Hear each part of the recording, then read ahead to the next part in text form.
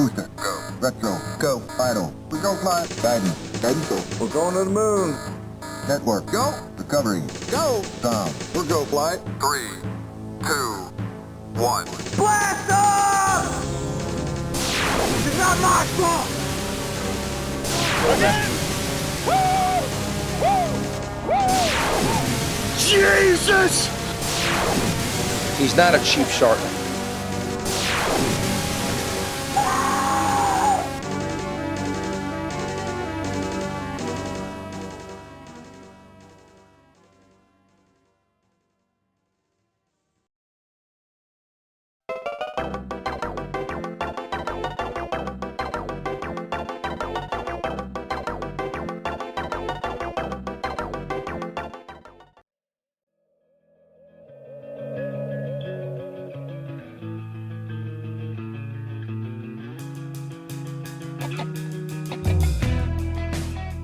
Hello, fight fans, and welcome back to Pride Resurrection, the historical video series dedicated to the Pride Fighting Championships, where with each episode, we'll take a look back at a specific Pride fighting event.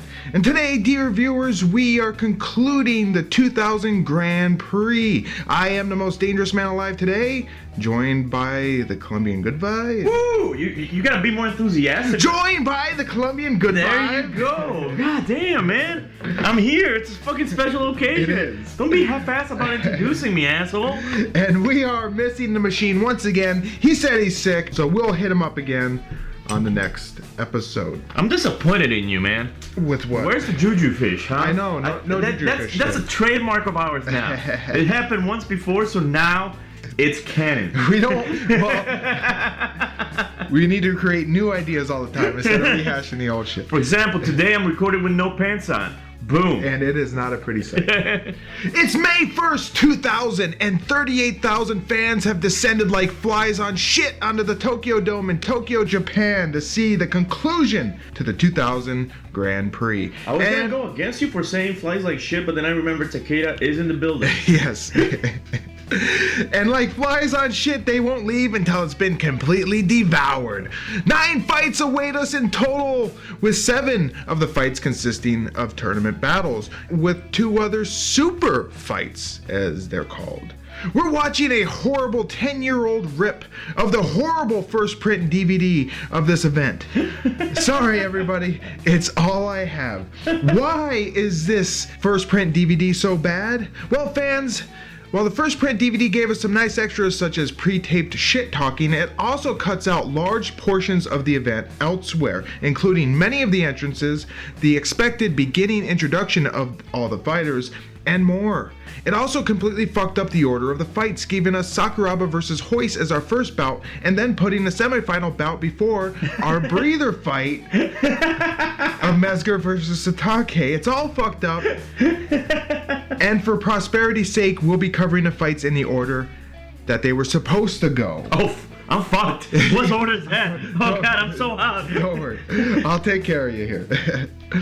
I mentioned that the opening rounds were the first Pride to be available in the USA on pay-per-view, but I think I kind of lied. In fact, this might have been the first time Pride was available on pay-per-view in America. It aired live on pay-per-view in Japan, all 6 hours of it, and then as an edited 3.5 hour version in America, and about 5 million homes on DirecTV and satellite TV.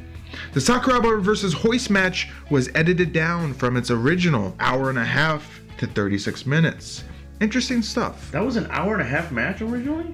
Yeah. Oh, just a note here. I'm the only one that really watched it in full. Yeah, I was gonna say. The one that you gave me was 3 hours, man. Yeah. I don't know what you're talking about. 6 hours. You're scaring me.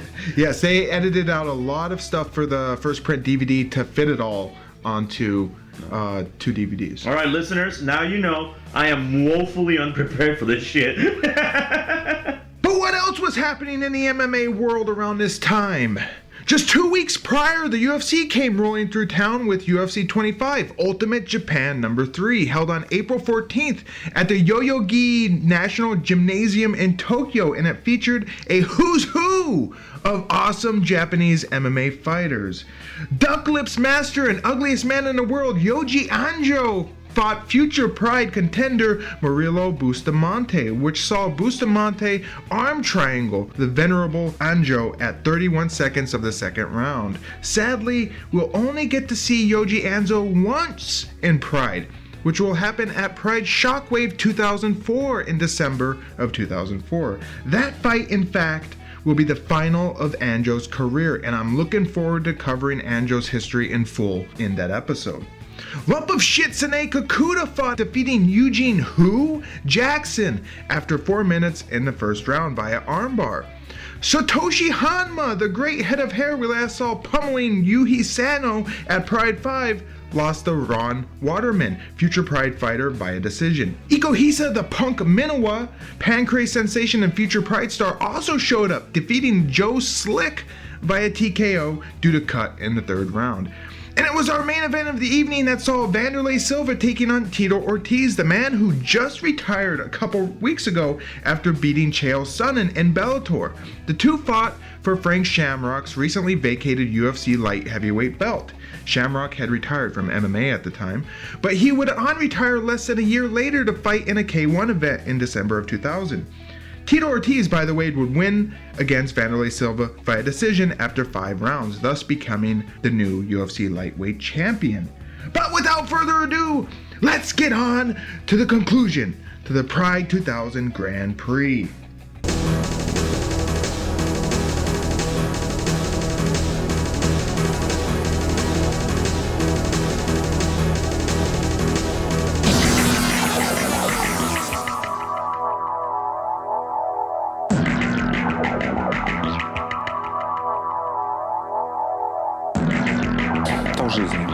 Жизнь сплошная борьба.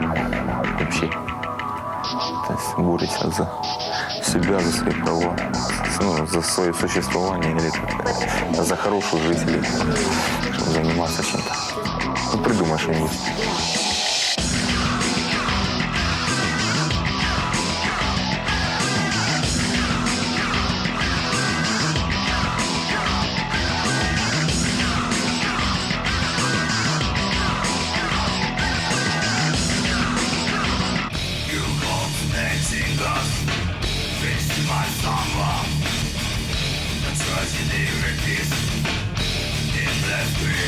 My style of fighting is just kick out, striking with a little bit of groundwork put into it, but mainly just kick it.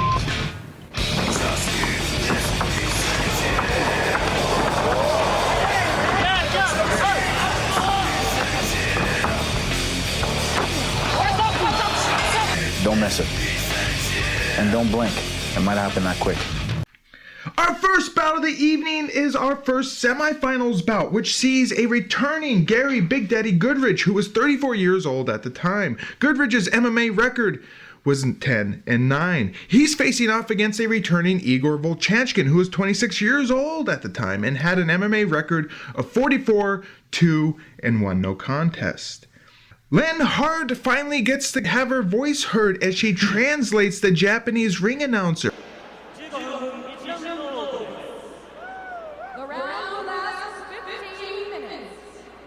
Although her excitement has not yet progressed to the crazy and wild introductions she'll be known for. Just wait. You think you've heard good introductions. Wait until when she gets into her groove. It is the most sensationalist, fucking crazy thing you'll ever hear. It is insane. Well, you know what? Learn from her. Maybe you can introduce me better next time, asshole. I think she actually, you know what's funny? She has a website you can pay to have her introduce you. She charges like $75, and to do her crazy introduction, I might have to pay her to do our introductions. That would be awesome. No introductions to be had anywhere from Quadros, just some coughing, and then Quadros suddenly says Igor looks in better than usual shape.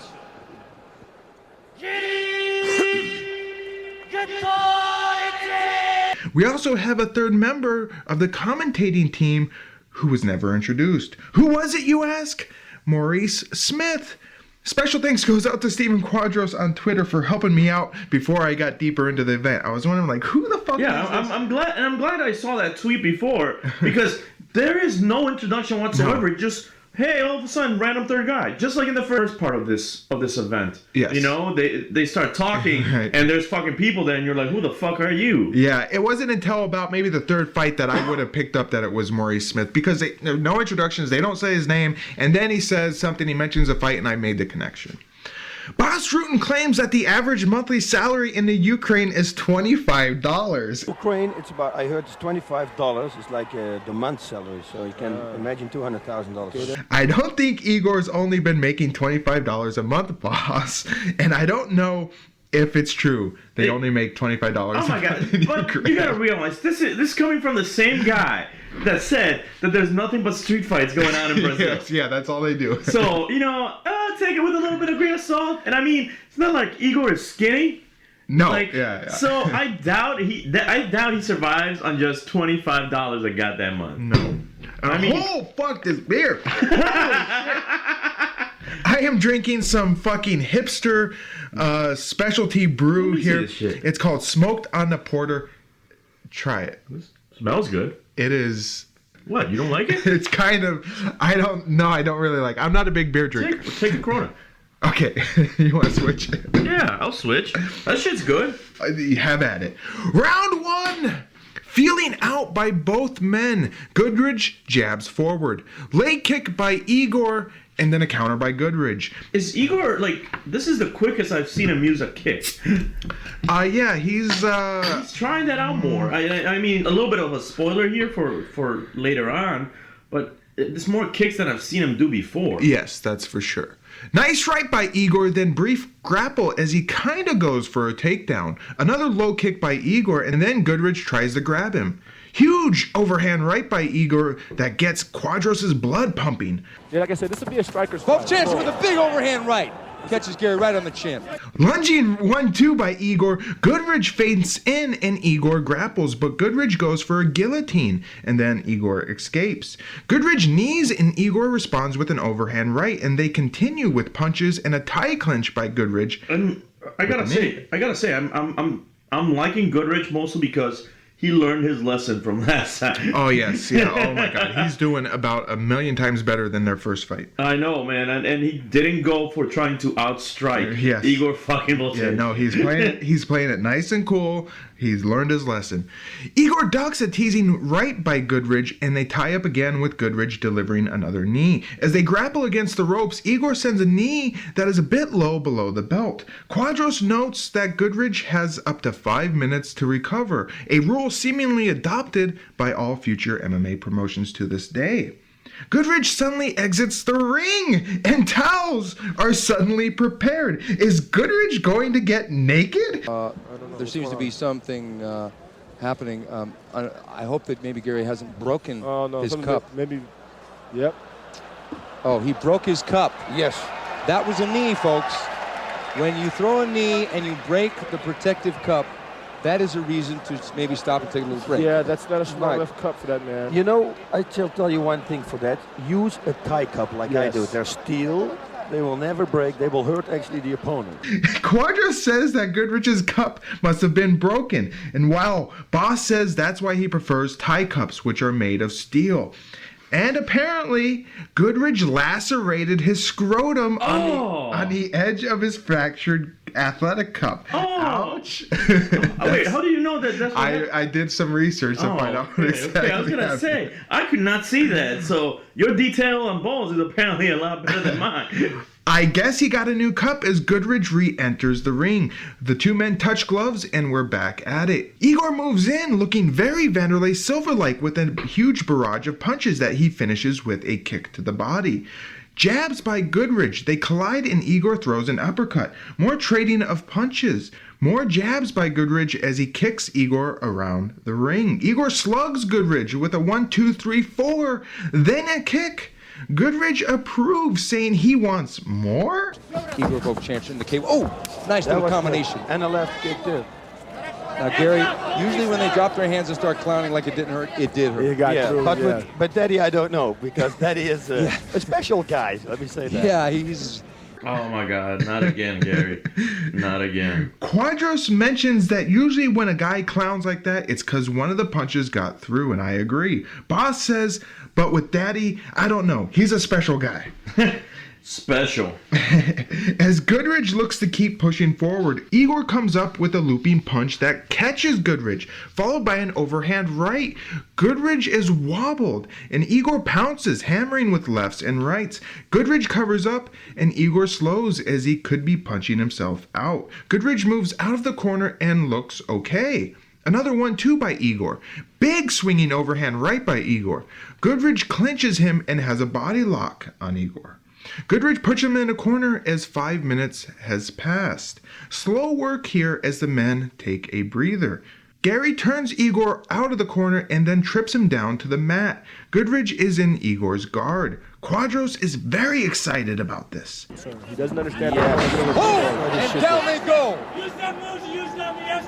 Goodridge postures up and tries to smash Igor. Quadros questions if Igor would go for an ankle lock. Now, I don't think that Gary Goodridge is going to leg lock Igor Vovchanchyn. No. Well, you never know nowadays. Everybody's getting smarter. He really looked like he wanted that ankle lock. And Goodridge is known for when he gets in this position, he's always thinking about the ankle. There's been those several fights where he's fallen back for that leg lock. Yeah. That has fucked him over. So, but I mean, that's the thing is at this point, it's not like he has much to lose.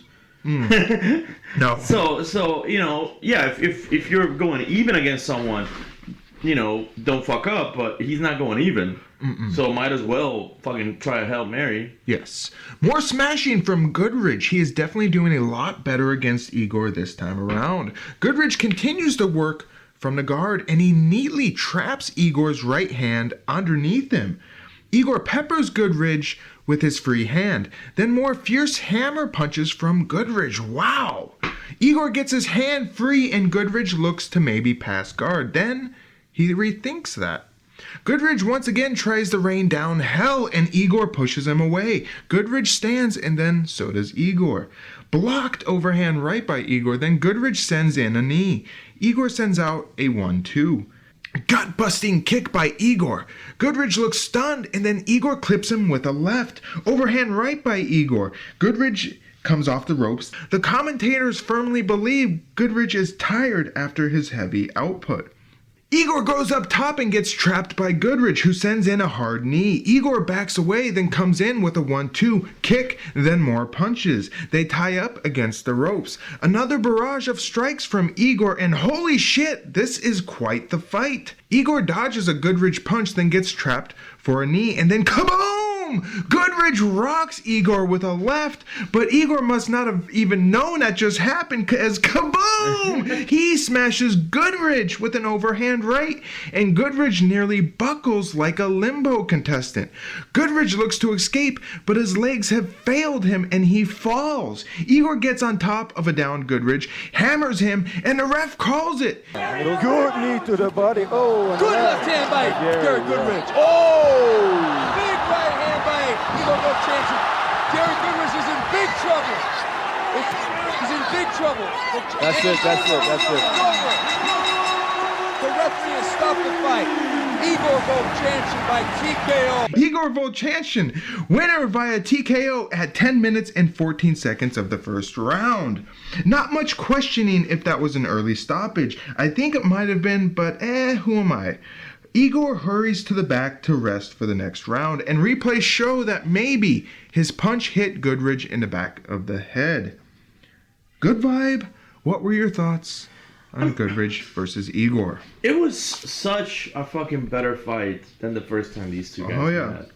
And I mean, and like I said, I give mad props to Big Daddy Goodridge because he did his homework this time. Yes. I mean, he lost, but it was like a couple of the losses that he's had before, you know, have been fucking terrible and have been just like, what the fuck are you doing, Gary? But this one, he went all out, and he's, you know, he kept his ground against Igor, plain and fucking simple. That's fucking impressive. I think Goodridge falls into the trap of I gotta be entertaining, I gotta go out there and just throw caution to the wind and put on an exciting fight. He was more measured in this. I mean, he didn't burn himself out in the first 2 minutes. No. Like he's done so many times. He was definitely a lot smarter. My thoughts are this is a fucking monster of a fight. It was they were throwing bombs. It was back and forth, really good. Great bout. Both men look good. Even in loss, Goodridge looked great, and it definitely made up for the first odd fight, which kind of had Goodridge fell back, and then he protested. This time, no protesting. He knew he was defeated. Yeah. So, what would become of our two Beef Supreme monsters here? Igor moves on in the tournament where he will face the winner of the Sakuraba Gracie matchup. As for Goodridge, he would return for more Pride action at Pride 9, held only 1 month later in June of 2000. His opponent? Rico Rodriguez, an American Jiu-Jitsu specialist hailing from New Jersey.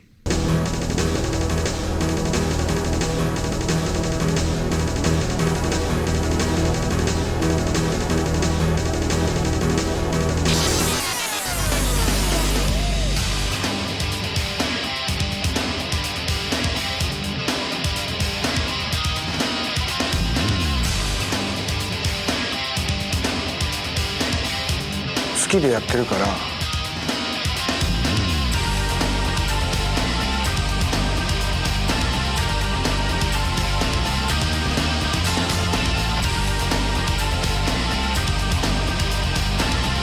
きじゃない人から見れば辛いかもしれないですけど、僕は楽しいですけど。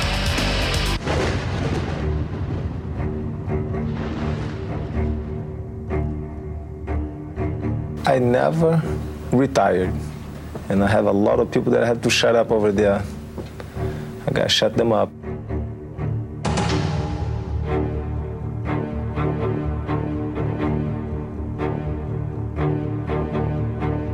And I don't live out of my past, I live out of my present.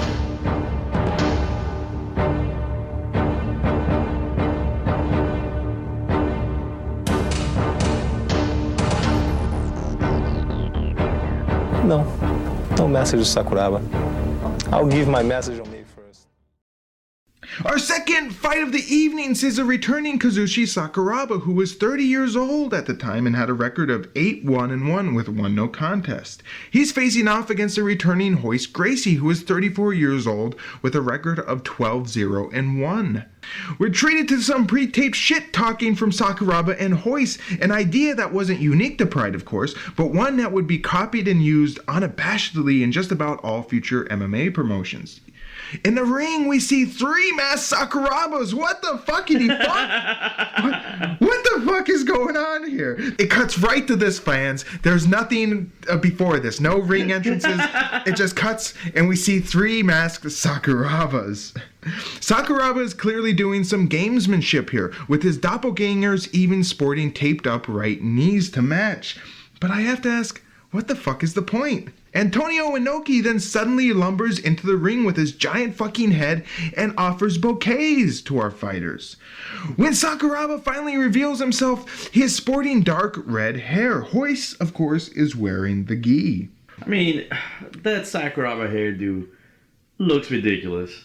It does. And I mean, I know it's a big thing in Japan to color your hair like that, but it just looks ridiculous. They either go for dark red or they get that orange when they try and bleach their hair. Yeah, now, correct me if I'm wrong, but didn't the last time we see Sakuraba, didn't he not have the little bandage on the ear? Because now he has it back, and I can't remember if he had it, if he didn't have it. I can't remember if he had it for his fight against. Oh my god, I can't remember who he fought fucking last time. He fought, Guy Mezger. Yeah. I can't remember. I think he didn't. Insert clip here. Does he have it? The crowd is ready for this fight. Are you fight fans? Well, this is a legendary fight. Perhaps the longest in MMA history. And we're not going to be covering it in its entirety. Here's the deal, fight fans. Without spoiling what happens, this fight is 6 rounds long. 6 15-minute rounds. Ridiculous. Why? Why break the fucking rules? How could this have even happened? One answer, the Gracies. Dubious of favoritism from pride towards Sakuraba, the Gracie clan demanded special rules for this bout, which included limited ref involvement and positioning, no time limit, and no judges. When Pride officials held a meeting to explain the stipulations and rules, Royce purposely didn't show up. Sakuraba, after learning what the rules negotiated were, was furious, reportedly shouting, "Where is Royce Gracie?" But this only served to motivate Sakuraba, who resorted to mocking the Gracies, even appearing at a promotional press conference wearing a diaper. When asked why, Sakuraba replied, "You never know, this thing may go on for a long time and I might have to go to the bathroom."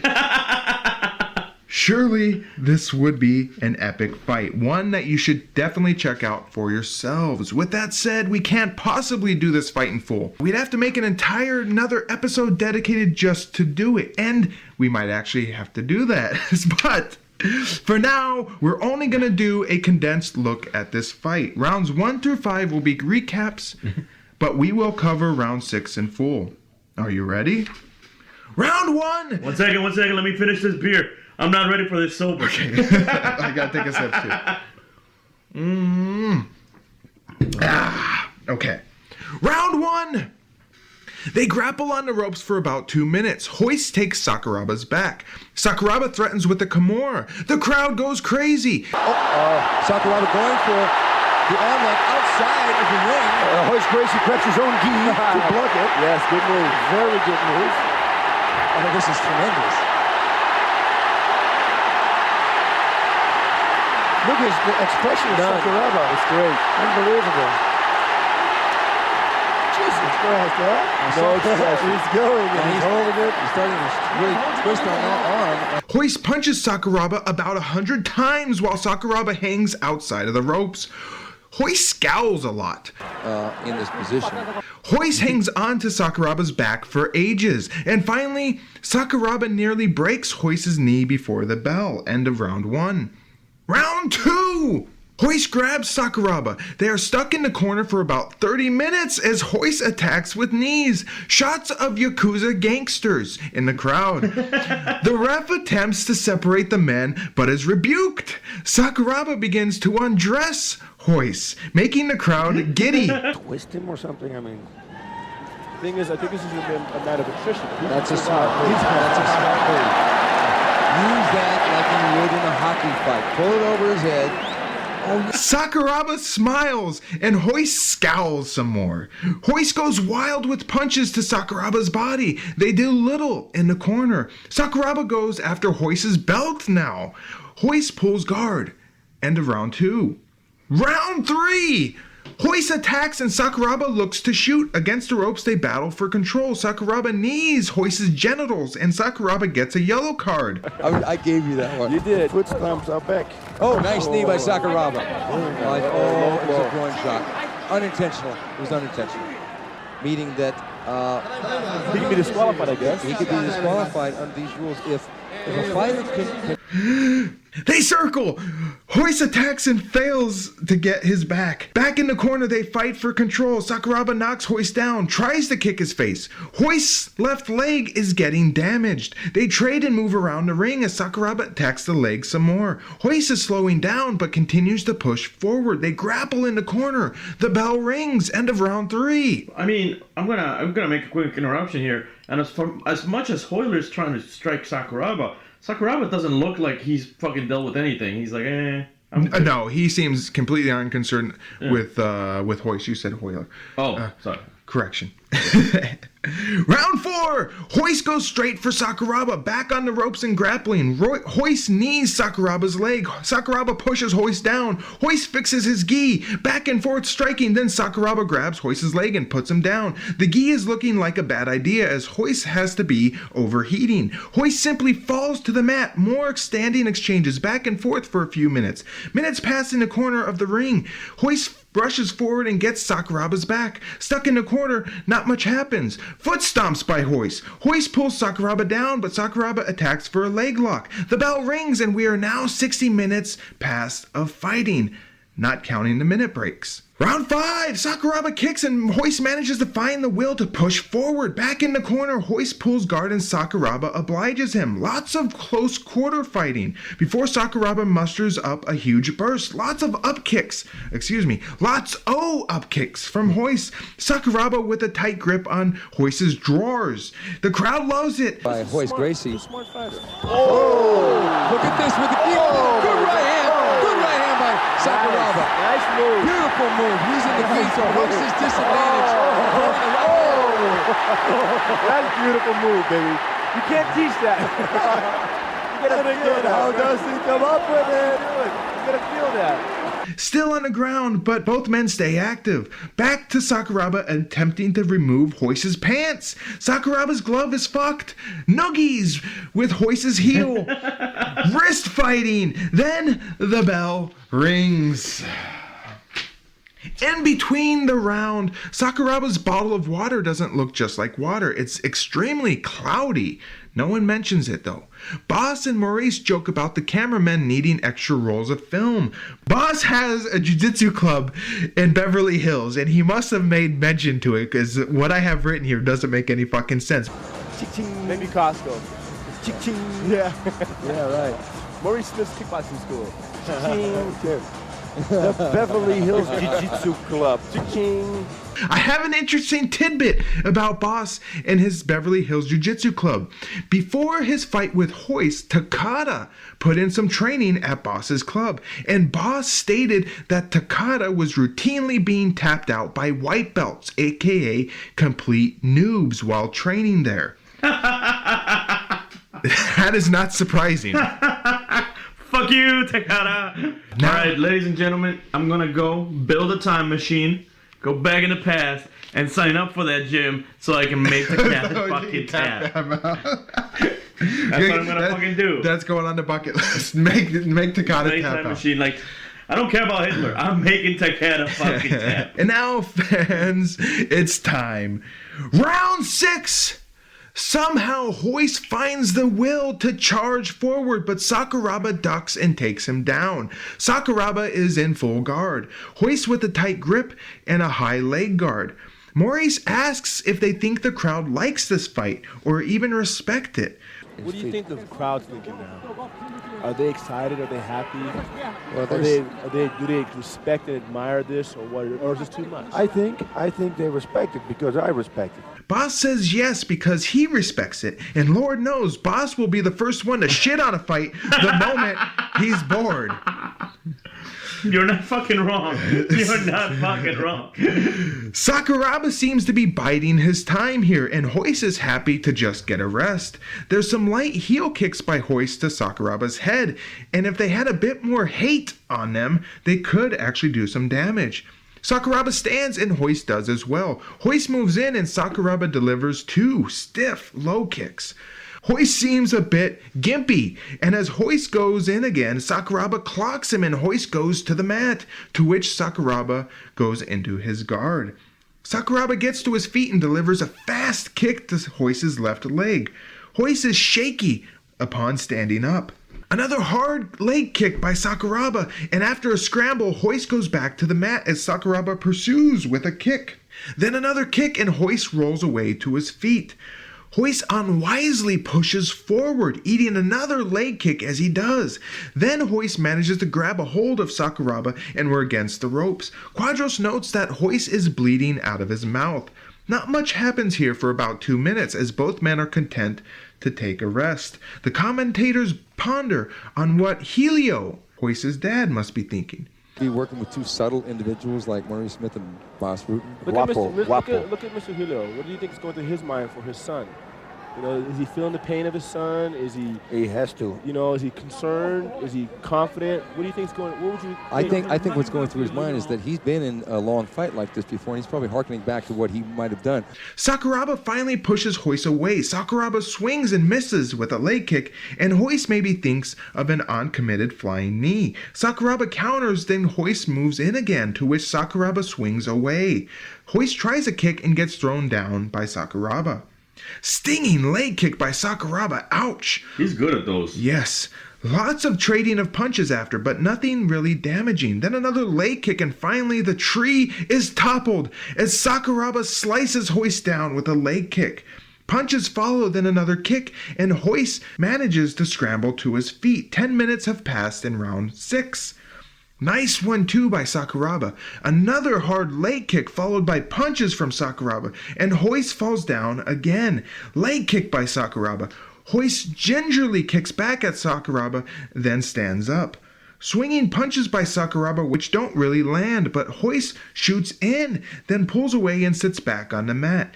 Leg kick by Sakuraba, then Royce stands. Another leg kick. Royce seems barely able to stand or move, but guts it out and jumps forward, eating a kick and some punches. 3 minutes remain. In round 6, there is action in Royce's corner as Rorion, the original creator of the UFC, has taken a hold of a crumpled up towel. The crowd sees this and they pop as the commentators get ready for the towel being thrown in. Now they're going, what was that? Are they getting ready? Are they getting ready to throw in there? Where's the towel? Yes, he does. He has the towel. Has the towel in his hand. Prix has the towel in his hand. He's getting ready to throw in the towel. Royce flails forward and falls back on the mat as Sakuraba stands over him. Quadros goes over the damage to Royce, and Maurice asks how much damage should a fighter take. Royce has got a scratch on his face, he's bleeding out the mouth, he's got a mouse under his eye, a little cut under his eye also. His leg is taking significant damage in the fight. How much can a fighter take, or how much should a fighter take? 1 minute left now, but not much attacking from Sakuraba before, out of nowhere, he leaps and fakes a stomp, choosing to throw a falling punch instead. Wow. You want to take out the guy? Oh, he did it. Oh, he tried it. But Royce is...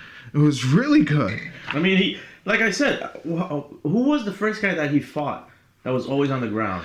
It was a Gracie, wasn't it? Well, he had Vernon Tiger White. No. Vitor Belfort. Or was it not Sakuraba? Alan Goes. I can't remember. I know he fought someone that was always on the ground. It was...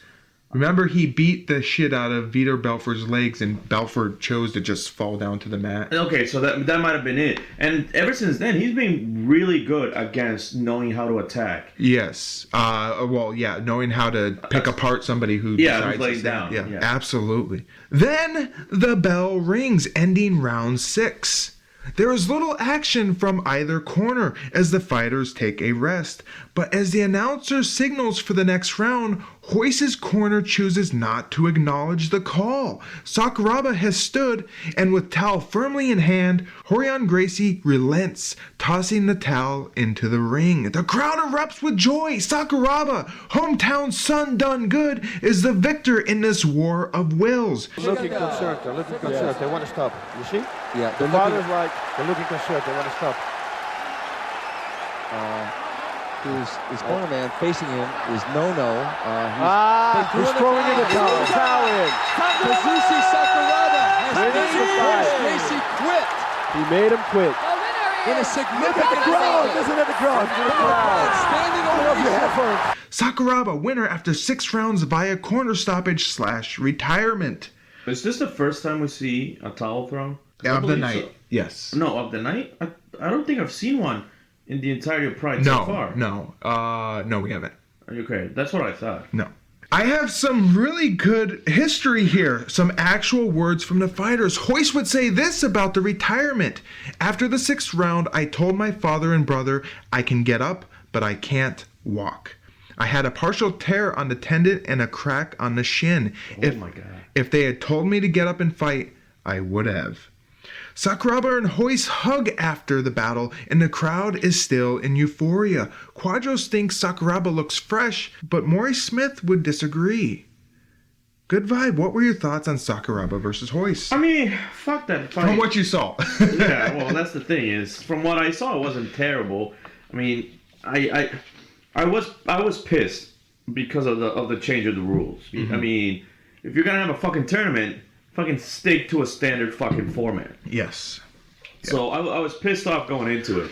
But it was a good fight. I mean, and Sakuraba winning, and I have to agree, he looked, to me at the end of the fight, he looked fresh. Yes. Like for what just fucking transpired, he didn't really look that bad.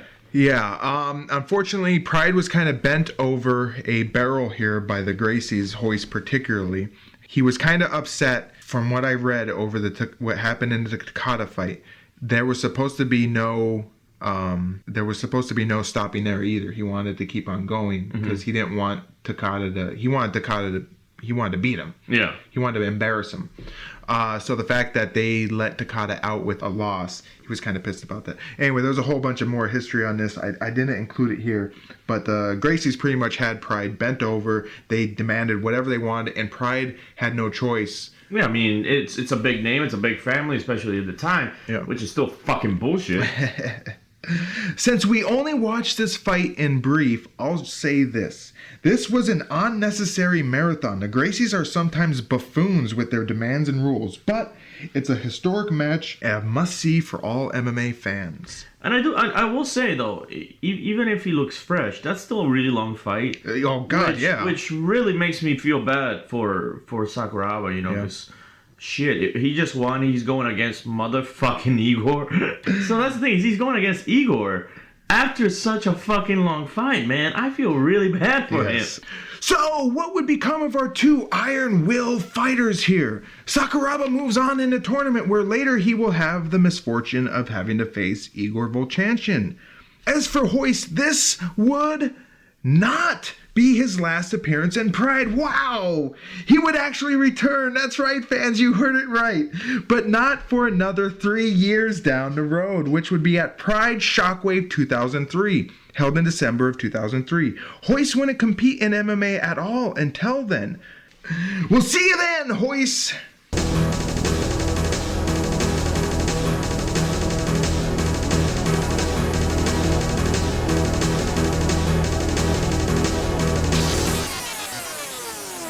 I had the pleasure of knowing both these gentlemen. One, I fought Mark, of course, and two, I've trained with Shoji. He came to Seattle and learned some kickboxing. Shoji, like I said, is a tough opponent. Whether he gets caught early, it's up to Mark. But then how much energy does Mark have in the later rounds as well? So it's an interesting fight. Okay, I think this is going to be an interesting fight. I think power is going to be definitely in Mark Coleman's favor. But striking may be in Shoji's favor, I feel. I think so, and Shoji is a very wily individual. He went the distance. Okay, here we go. This is Coleman. This is Mark the Hammer Coleman, one of the most well-conditioned athletes from a strength point of view ever in the sport, as far as his strength. Yeah, he has great, tremendous strength, but, you know, in fighting, it doesn't matter how long you maintain that strength. Well, that came into play when you fought him, Maurice, in UFC 14. His strength was, but you outpatiented him. Well, the difference being is that Mark fought more, me more with emotion instead of fighting under knowledge or what have you. Well, he's learned from that. The loss actually made him a better fighter. Sure, he lost the next fight against Pedro Rizzo, but you know that he's become a smarter fighter. Our third fight of the evening sees a returning Akira Shoji, who was 26 years old at the time and had an MMA record of 6-2-5. He's facing off against a returning Mark Coleman, who was 35 years old at the time. He had a record of 8-4. Oh, thank God we get an actual entrance here. Mark Coleman rises from the smoke in a very Undertaker wrestling-esque way. Great entrance. It looked fantastic. WWE could take some notes here. No entrance for Shoji, though, which is disappointing, and Pride might be spoiling their own tournament here. In the pre-fight interviews, we get some great comments from Shoji. He says that Coleman is bigger than him, that he can't wait, and he doesn't want to lose. Coleman, meanwhile, says he thanks all of his fans for sticking by him and that he has gone through a lot of rough times. Holy fucking size difference! Oh shit. Jesus Christ. Also, Shoji is very, very pale, and Coleman looks like he's been religiously tanning. But it's just funny. The difference is not only size, it's body shape. Cause oh my God. Shoji just keeps getting, I mean, to me, keeps getting fatter and fucking fatter. Or softer. Yeah. flubbier, if you will, maybe not fatter. And then you have fucking Mark Coleman, who is ripped to fucking all hell. Shit. I was like, oh my god, dude, you're gonna get fucked over. I don't want to ruin my own thoughts on this, but this is an unfair fucking matchup. Anyway, let's get on to it. Round 1. Shoji lands the first strike, a leg kick to Coleman's left leg. This is a ridiculous matchup looking at how much bigger Coleman is over Shoji. Coleman throws some jabs, then Shoji delivers another leg kick, then another. It's surprising that Coleman hasn't taken this to the ground yet. I'm not sure what he is thinking. Perhaps he is trying to establish his new striking game, as apparently he has been working hard on it in training. The men collide and Coleman throws a knee in the corner. Then Coleman turns him and powers him down towards the center of the ring. For some reason, the ref has arrived to halt our fight. Coleman hilariously shouts, "What? What?" Throw more jabs. Oh, there's a knee by Coleman. Coleman tries for the single, and he gets the single leg. And he's down into a half guard. See, you notice he's really calmed down. See, I thought he was going to attack right now. What? Is he tapping? Oh, no. Bullshit! Oh, there seems to be some kind of controversy. I think Coleman did land a knee, and Coleman is angry. I hope he can regain his composure. As it echoes through the Tokyo Dome, the ref has called for time, feeling Shoji was hit below the belt. Coleman shouts, "Bullshit! That's bullshit!" Yeah, he wasn't afraid to yell. That was his fucking stomach. It's so hilarious. I love it. The ref better watch himself, as Coleman looks like he wants to kill him. Shoji, meanwhile, looks like he was run over by a truck as he limps and grabs his back. The ref helps Shoji by patting him repeatedly on the small of the back. Why? No fucking clue. During our break here, Quadros brings up how Maurice Smith was able to get into Coleman's head and take him out of his game. This was at a fight at UFC 8? Not sure. A replay of the knee shows it along the waistline. Low? I don't think so. The ref gives Coleman a yellow card, and it's as though Coleman just heard news that his grandma died. Yeah, it was not a purpose, but it looks like they're going to go for a yellow card, so they're going to give him a warning. No. But he's like, no. Oh my God, just so ridiculous. It is so funny. Shoji is ready to go and we restart our bout. No touch of the gloves. Coleman is likely fuming. Coleman starts off with a jab and Shoji responds with a flurry, and then Coleman whiffs with a mighty right cross. Coleman follows a fleeing Shoji, then whiffs again with a left hook. Coleman whiffs again and then connects with a right straight. Goes down for Shoji's legs and puts him down onto the mat. Coleman is in Shoji's guard. Hard shots by Coleman as he works the head and body. Classic Coleman ground and pound here. Quadros says Shoji isn't worried here, and he is very relaxed. Here in Japan, he's on the bottom. Doesn't seem worried, seems very relaxed. Who is he kidding? Would you be relaxed if you were a 180-pound Japanese man looking up at a 270-pound gorilla like Coleman? My first thought would be, please don't rape me. More body work by Coleman with solid shots. Shoji scoots on his back toward an unknown destination. Holy shit, body punches by Coleman. He's putting a lot of force into him. Maurice says it's serious leather. By a tap out. He's only lost one fight, and that was to Igor Vovchanchyn. Mark's going some serious leather, boy. He's trying They're sounding a lot like Goodridge, who also loved to say that word, leather. More serious body shots, and Shoji's soft, gelatin-like skin is welting. 5 minutes down in round 1. Quadros says the damage to Shoji's body is likely cosmetic, as, quote, Shoji has a layer of flesh. Oh, that side of Shoji's is looking bad, but it may be more cosmetic than anything because Shoji has a little bit of a layer of flesh there. He's not really cut. Which is a nice way of saying fat. The ref comes in to reset the fighters out of the ropes.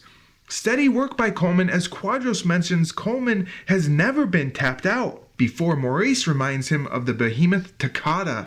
Coleman has never been tapped out in a fight from a submission hold.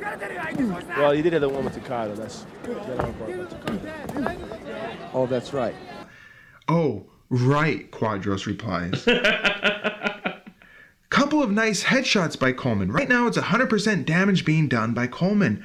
I am confident saying this fight is going to stay like this till the end. When suddenly Shoji kicks away and gets up. Wow, color me shocked. We're back to standing. Coleman charges in and gets a hold of Shoji, putting him in the corner. Coleman continues to work the body of Shoji. Then knees. Quadros states that there is a 10 kilogram rule enforced for this bout, meaning if there is a 10 kilogram difference between the fighters, the lighter fighter gets an automatic advantage in the judging, harkening back to Mezger and Sakuraba. Remember 10 kilos? Oh my god. Nicht zulassen, dass die Soldaten, die für sie verbrechen. Ihr seid Feiglinge! Verreiter, Versager! Coleman rips off some punches and then pulls Shoji down to the mat. He's back in Shoji's guard. More grounded pound from Coleman. We get a good shot of Shoji's face, which is also getting marked up. At the 10-minute mark, Coleman tees off on Shoji, and Shoji tries to push him away, and this allows Coleman to fall into side mount. Coleman tries to get into mount, and Shoji turns his back and scrambles away, eating a hard punch as he does. Shoji trips briefly, and Coleman follows but doesn't rush in. Shoji's right eye is a complete mess. They clinch, and Coleman uppercuts Shoji, and then Shoji wings in for a left hook that misses. Coleman smacks Shoji, who circles away. Leg kick by Shoji. The men trade punches, and Coleman clinches him and smacks Shoji's body again with extreme force. Shoji is getting beat up, and this is not a fair fight. 3 minutes remain, and we're stuck in the corner. Vicious uppercut by Coleman, and Shoji tries to fire back. More slamming body shots by Coleman. Knee by Coleman, then another short right. Oh fuck. Shoji's left side of his body is completely torn up and red. Shoji manages to escape, but Coleman is close behind.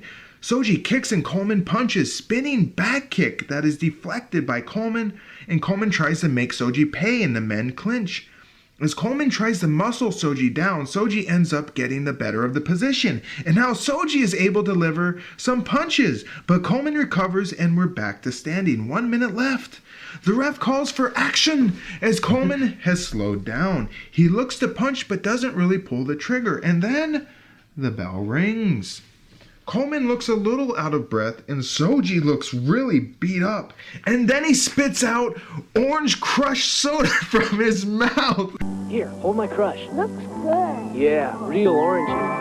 It was a combination of water and blood. Oh. But it looked like orange crush. I'll have to watch it again, because there'll be a clip right here. Alright, I didn't make that connection. Fucking gross, especially in slow-mo. Maurice is confused on the round structure, thinking that there is 3 15-minute rounds. One more round, this? This is one more, it's 3 rounds, or this is it? No, it's There shouldn't be an overtime, I don't think. no, it's 1 15-minute One round. 15-minute, well then he wins. Yeah, it's 1 15-minute round. Quadros corrects him, and it appears the judges have come to a decision, so we'll head to the center of the ring for our verdict, which is... I cannot picture how they could come to any other conclusion. And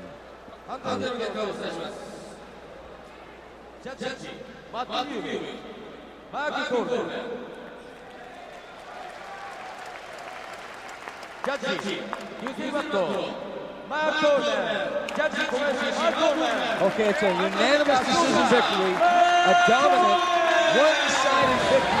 Mark Coleman, winner via unanimous decision after 1 round. Shoji looks relieved. The men shake hands and raise each other's arms. Quadros says Mark Coleman's stand-up was vastly improved, and I agree. What were your thoughts on Shoji versus Coleman? I mean, that's the thing is, yes, he looked really good. But is that the case that he's looking really good because he was going against an opponent that really didn't provide much against him? No, and you're talking about 80-pound weight difference? I know, that's what I'm saying is how much is that weight difference? How much is Coleman improving? That's right. That's what I'm saying is it wasn't a bad fight. Once again, completely surprised that Shoji made it through the entire fucking round. Yes. there were times when I'm like, why the fuck is he getting back up? that is probably the most surprising thing here. And I don't care what weight rule they had. They could have given Shoji 1,000 points, and Coleman still would have won. Oh no shit, hands down. And that's the thing is, I give props to Shoji for actually making it to the fight, because you know, I'm not gonna go into a fucking ring with someone and give him 80 fucking pounds of pure unadulterated muscle. I mean, I would give 80 pounds if it was like a fucking sumo fighter, maybe, right. But not fucking Mark Coleman. Right. And much like Otsuka versus Igor, this was a moral victory for Shoji. Shoji had no conceivable chance here. None, zero, zilts. He had no fucking chance in the world. I don't care what you say. A puncher's chance? No. He had no chance. Submission chance? Not gonna fucking happen. Not against Mark Coleman. Coleman looked good, but remember, he had like a 70 or 80 pound weight advantage. Still, Coleman's striking did look crisp. Shoji would later say this about the bout. First of all, I knew I wasn't going to win from strength. For a Japanese to win against an American, strength wasn't going to work. I would need stamina. My idea was to tire him out and hope that would open up some opportunities. He wasn't fighting Kerr. You can't just fucking tire him out. No. About the damage he took. I got hit around the face and it showed because I'm pale and the bruises stand out. There was a problem with the bones in the eardrum. That affected my vision. Sometimes the ceiling would start moving like in a cartoon. Jesus. That lasted for about 2 weeks. Upon hearing that, Coleman would say this: I'm a fighter, but I don't like hurting people. I don't like hearing it. So, what would become of our two frenetic fighters here? Mark Coleman advances to the semifinals of our tournament. His opponent? The winner of the Kerr Fujita battle. Stay tuned.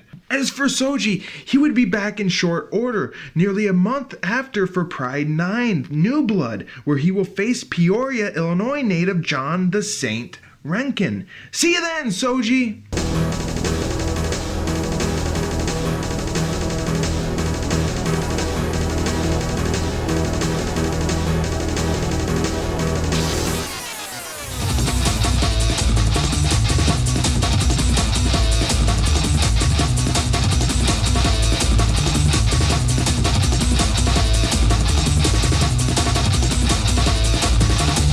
どこまで今の自分の力を通用するか、このプライドで試したいと思ってるんで、自分のペースをさらにどこまで、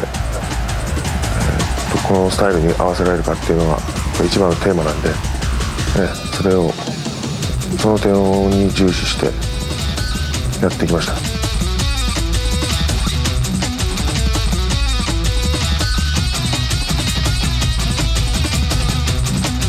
今回トーナメントですから1日3試合するわけなんで、ペース配分なんか全然考えてないですから、全力でやっぱり力尽きるまで戦うだけです。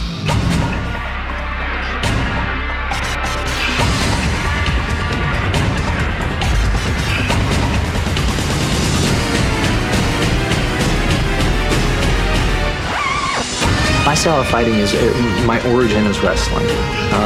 What I've evolved into is I've evolved into a complete fighter. Taking little elements of all the different martial arts and combining it in my own fighting style.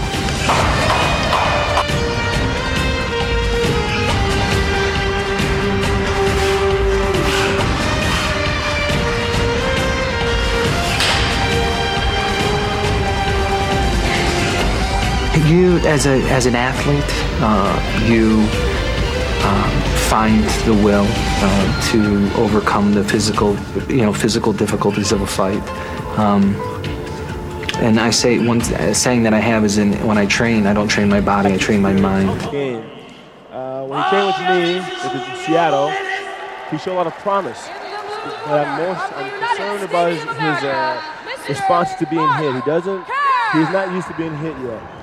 So if he gets hit, that's when you'll see his head turn. If he shoots in on Mark, let's say he were to get Mark to the ground, it's not his nature to punch yet as well. So this is new to him, and it's a big step. He's out. The experience is definitely Mark's corner. Yeah, he showed that he didn't have experience getting hit in his fight in January against Hans Nyman here at the Pride opening round for the Fighting Championship 2000. Hans Diamond tagged him almost at will, but then he got a single leg and then took it down. Now here we come with Mark the Specimen Kerr. Yeah, I don't think you're going to shoot at a Mark as easily, because, I mean, this is wrestler versus wrestler in that regard. Yeah, this is a wrestler, Mark Kerr, with some striking ability, so this is a little bit different. You know, Mark Kerr has won 2 UFC titles and has won back-to-back Abu Dhabi from 1998 and 1999 double division titles in submission wrestling only. Mark's really, I think Mark's one of the few guys in wrestling who actually crossed over to some degree. I mean, he's not a complete striker like, you know, like some guys are. And here we come with Kazuyuki Fujita. Mr. Kazuyuki Fujita. Now this is Fujita's actually the 3rd appearance in Pride. No, this is his second appearance.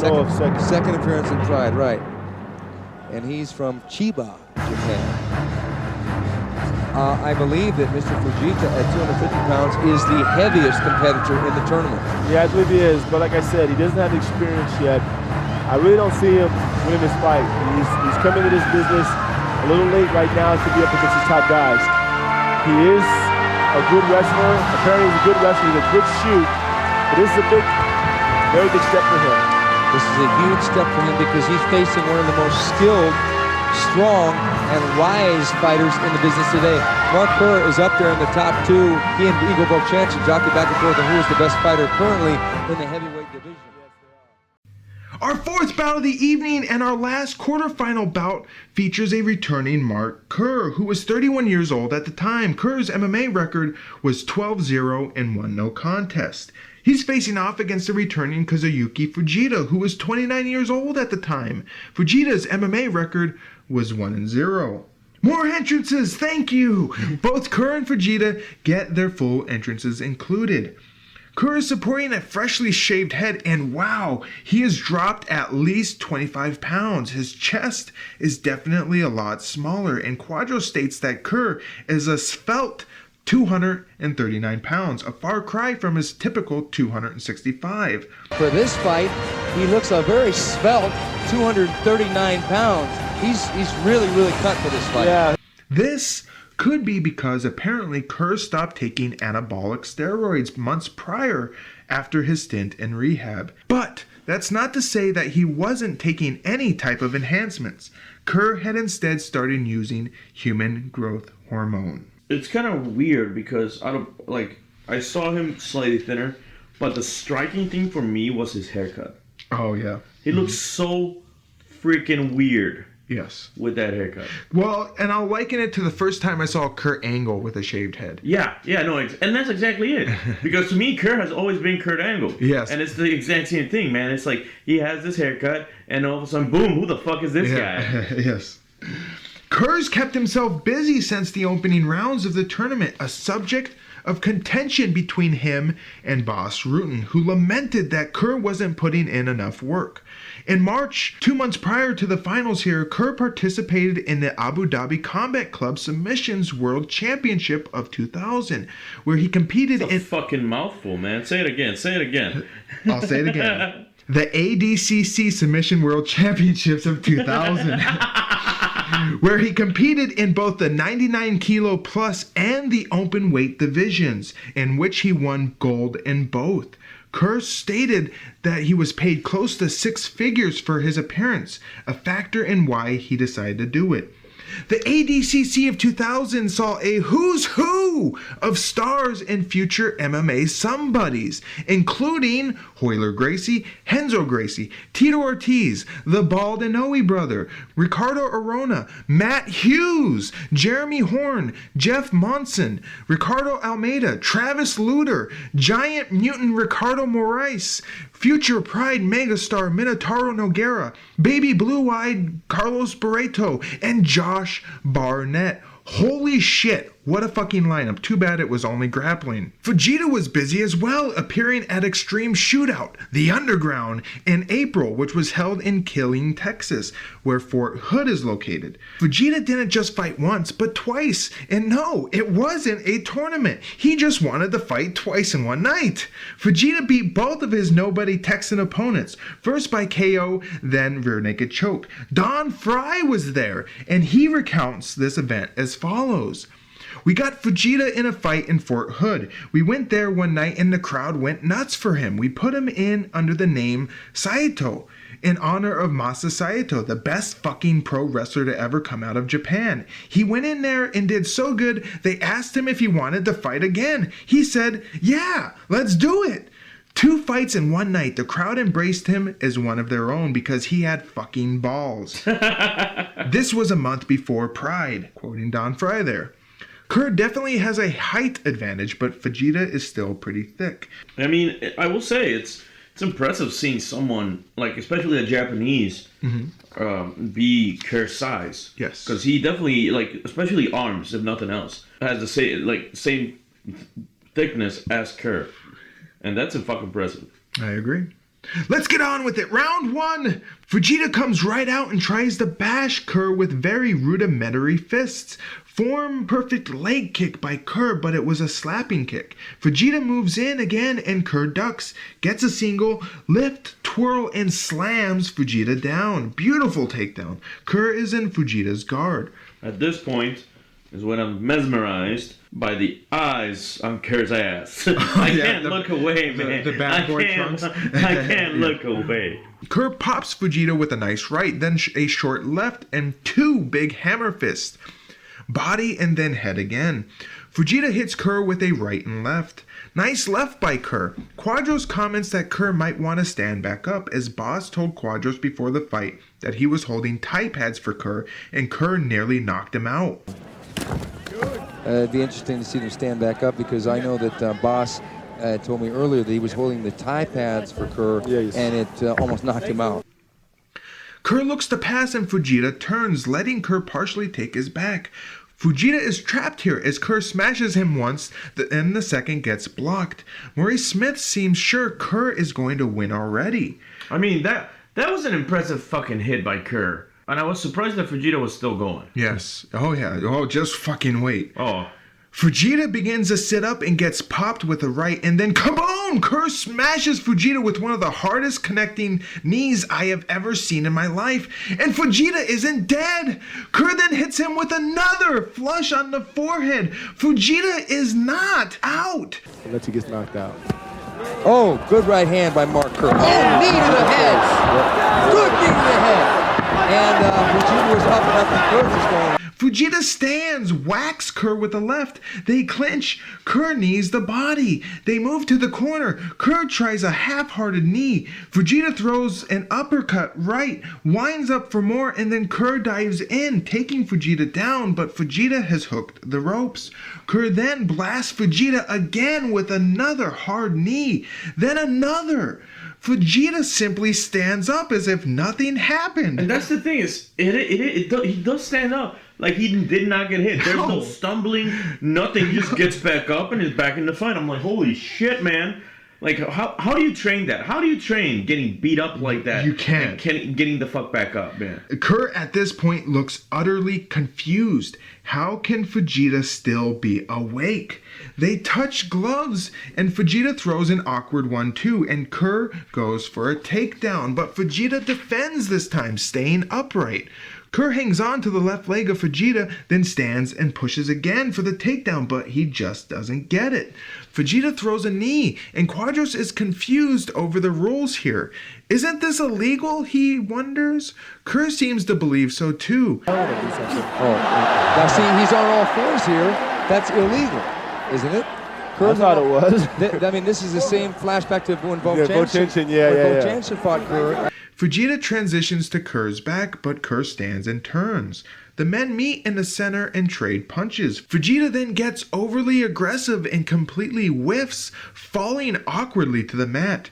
Kerr pounces and gets Fujita's back, but Kerr is looking pretty gassed out. Fujita then stands and gets out of it. The men clinch at the 5-minute mark against the ropes. Kerr slams Fujita's body with a right. Fujita swings back with ugly swinging arm punches.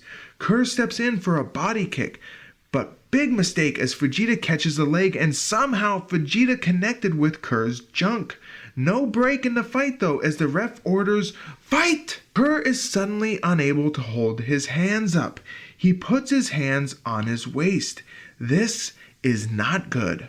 Fujita sees his opening now and shoots in, but Kerr sprawls. Very lethargic knee by Kerr. Fujita wants another go at the takedown and shoots in, getting a leg, and he's taken down Mark Kerr. Fujita turns Kerr over, smacks Kerr's head. Fujita has Kerr's back now. He pops Kerr with a somewhat soft hammer fist. Then he pounds on Kerr's back. Then more head action. Kerr is turtled up, not fighting back. I mean, at this point, and with Kerr's history of burning himself out, man, like, why? I would have honestly stopped the fight at this point because just Kerr's not doing jack shit. You can even see it in his face, man. He's just exhausted. And I'm like, at this point, the fight stops being a fight. Yes. Yeah, Kerr is completely... I wouldn't say he's defenseless, but he's... well, he's not defenseless because he's a big guy. He can just turtle up like he's doing it. He's borderline, though. But I mean, he's not going to move from there. Fujita knees Kerr's body. Fujita keeps pounding away, then more knees to the body. This goes on for over a minute as Fujita stays busy with strikes. Kerr looks helpless here. He's frozen as he takes abuse from Fujita. Fujita keeps up with the knees, getting pops from the crowd with each successive strike. Kerr gets to his knees and Fujita goes for a choke, but he doesn't have anything here. He goes back to smacking Kerr. Elbows to the side. 10 minutes have now passed. Knees again and more cheers from the crowd. Fujita stays busy, pounding and smacking Kerr all over the place. Boss in Kerr's corner implores him to go. But most of the time he wins by ground and pound. I mean, Kerr gets to his knees again and Fujita tries a terrible rear naked choke. Kerr turns, finally stands, but Fujita is all over him. Fujita has Kerr around the waist and legs. 3 minutes left. Fujita tries to take Kerr down, but Kerr manages to stay standing. Maurice Smith talks about what is going on with Kerr and his muscles. He's like totally gassed. Like his muscles are just totally just filled with water. He can't move anymore. He's just not in the fight. We're stuck in the corner as it appears Fujita can't finish this takedown. The ref comes in and restarts the fight in the center of the ring. Fujita rushes right in and tries again to take Kerr down, but fails, mainly due to Kerr conveniently hooking the ropes. Fujita raises Kerr's leg over the top rope, and the ref comes in to fix this, restarting the fight in the center of the ring. Fujita feints a takedown, then finally goes in, but he still can't get Kerr down to the mat. 1 minute remains now. Yeah, but Kerr's not doing anything.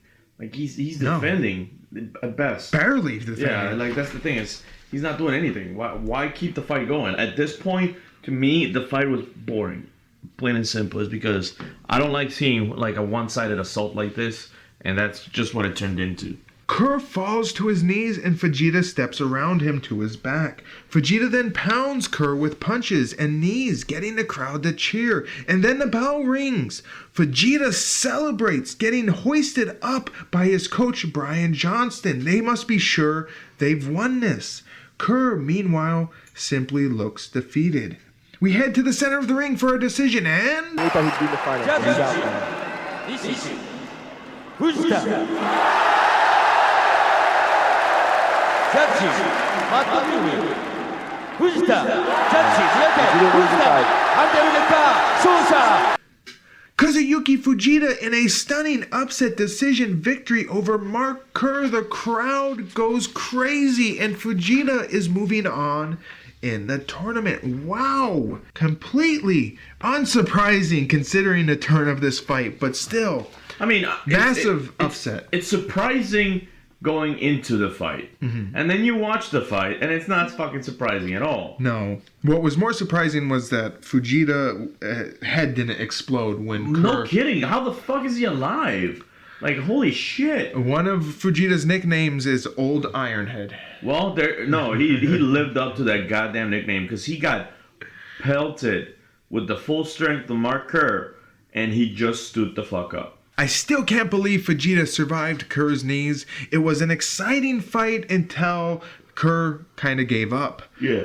Kerr unfortunately blew himself out, and it's really sad considering Kerr would be unstoppable if it wasn't for his conditioning.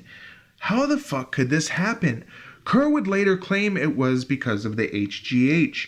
Rutan might say otherwise, stating that Kerr left training camp in Beverly Hills to return to Phoenix where his girlfriend was. Boss would say this: "He left me. He was not up to shape and I was kind of pissed about that. I knew that nobody would push him when he was back in Phoenix. Nobody is going to say to him, 1 more round. He's going to decide. If he trained with me and I said 1 more round and he said no, then it was 2 more rounds." There was also an issue with candy the night of the tournament. Rutan stated... Is that the name of a fucking prostitute? Rutan stated this: Kerr was eating a lot of candy. His blood pressure was off the charts. It was very bad. He had a big bag of M&Ms and chocolates. He was eating chocolates all the time. Kerr confirmed this, saying, "My body was telling me I wasn't eating enough calories for how much I was working out. Your body craves quick fuel sources, candy, alcohol, wine. It's a real quick shot of sugar or whatever." Whatever happened, whether it was lack of training, the HGH, or candy, Kerr had finally been toppled. As for Fujita, he would have this to say about the bout: "As a kind of strategy, I figured that if I held him off for 5 minutes, then the match would start to move more at my pace. I'm not so great a puncher, not so great a kicker. I don't really have anything all that great. But in today's Vale Tudo, the strongest is the one that can take a beating." He's certainly right about that. No kidding. That is what won in the match, plain and simple. Yeah, because his punching sucked. He didn't have any kicks. His submissions were... He had no submissions. That shitty fucking arm choke. The choke? Oh my god, that was fucking terrible, man. Seen amputees do it better. So, what would become of our 2 hard-headed fighters here? Fujita advances to the semifinals where Mark Coleman will await him. As for Kerr, we wouldn't see him back in Pride until Pride 10, Return of the Warriors, held in August of 2000. His future opponent, you ask? Igor Borisov, a rather nondescript Russian brawler. By the way, I really have to feel so fucking bad for Fujita. Like you just got done with Kerr now, and then it goes on. You got to his Coleman. brethren. Yeah, it's like Coleman. Jesus Christ, man. At that point, just I felt so bad when I saw the bracket. It's like, oh, you're going up against Coleman, huh? Yeah. Good luck with that shit. We'll see you next time, Mark. And that brings us to the halfway point of our awesome episode here, and we're gonna take a short breather so we can collect our thoughts and play some video games. So won't you join us? Yes, that's right, fans. It's a return of the video games, and I've got a classic for us to play. I did not know this. I did not sign up for this. Someone help me. Let's go.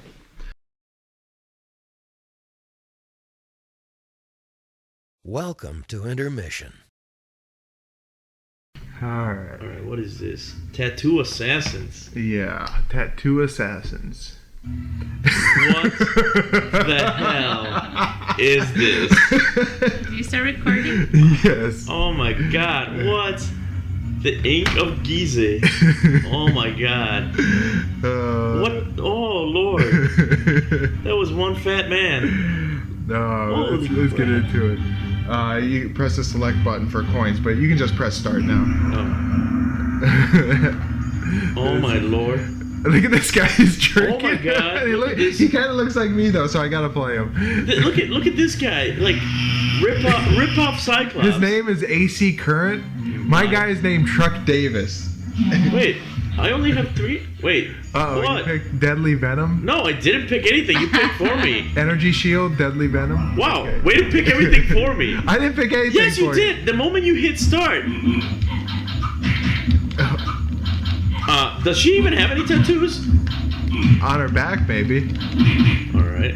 Oh, I was gonna hit you with a crowbar. All right. Oh my god. Oh! What the hell did I hit you with there? 3-hit combo.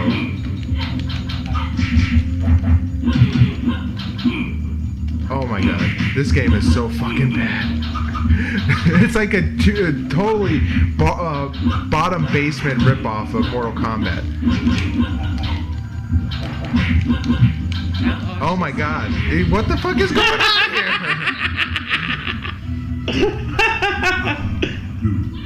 Killed. It was funny as I was playing this earlier. It said kill. Ow.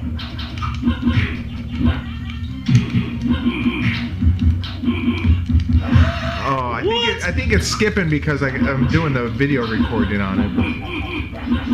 Oh god. The fuck? Come on, truck. Yeah, eat that. Eat that. What the? Let me see.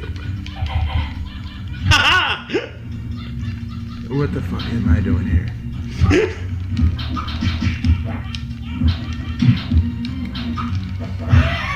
Oh my god. Oh my god. Truck wins. The guy's name is Truck. He just tried to smack. Yeah, he just tried to smack a bottle against his head. What the hell? What was that? Look at this kick. Oh, that's my poison spit. Oh, that's your venom? Yeah, you get the special move. Like, look at his height. So you can use that special move, like whenever it lights up.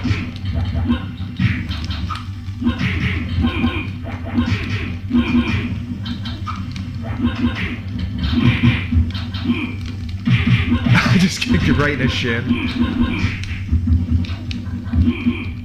Oh god. Oh. No mercy. I don't know any fatalities. Would you just?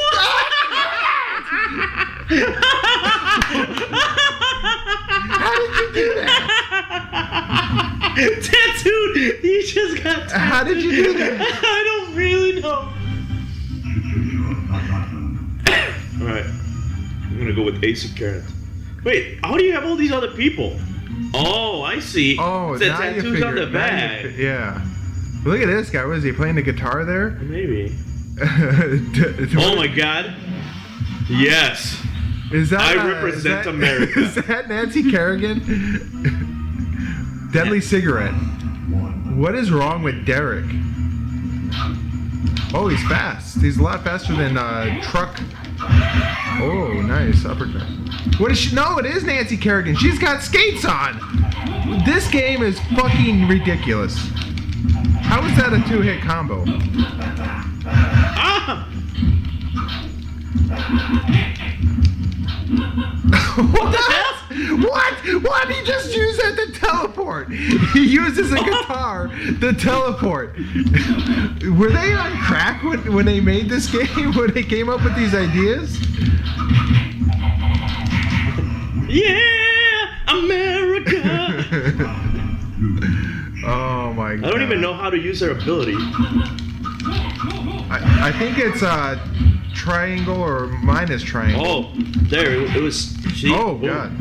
But it's not that effective. How is she able to slide on a concrete floor with skates? Have you never seen Blades of Glory?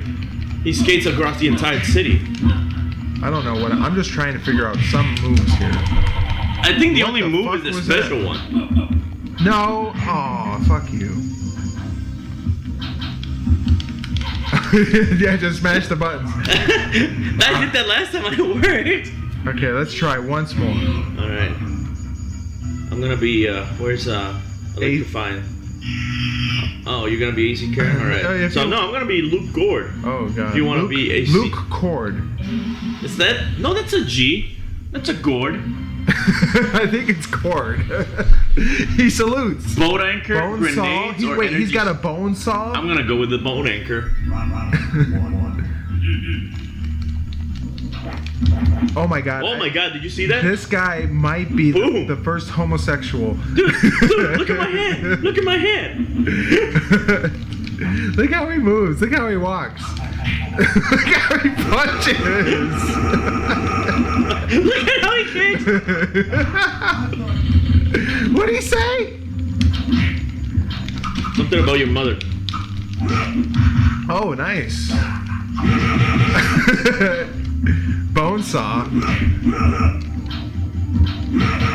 Oh my god. What? Oh. Come here. Okay, eat my bone saw. Oh, I'm all out of bone saws. I'm trying to do whatever the.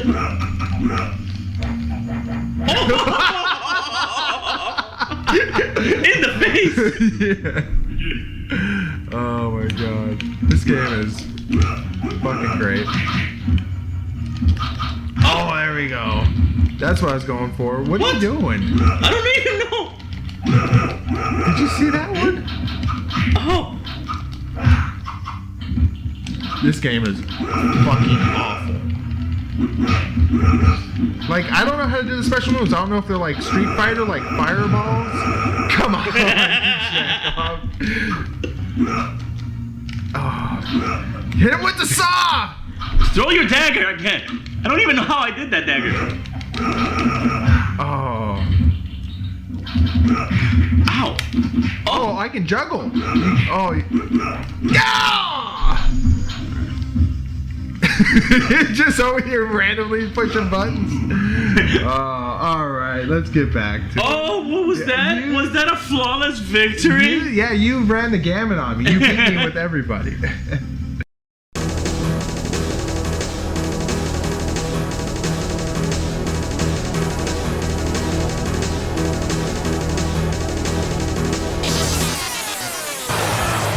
ボディビルドやりながらも気持ちはずっと空手をやり続けてる気持ちなんでね、そこが僕は持ってる一番大切なとこかな。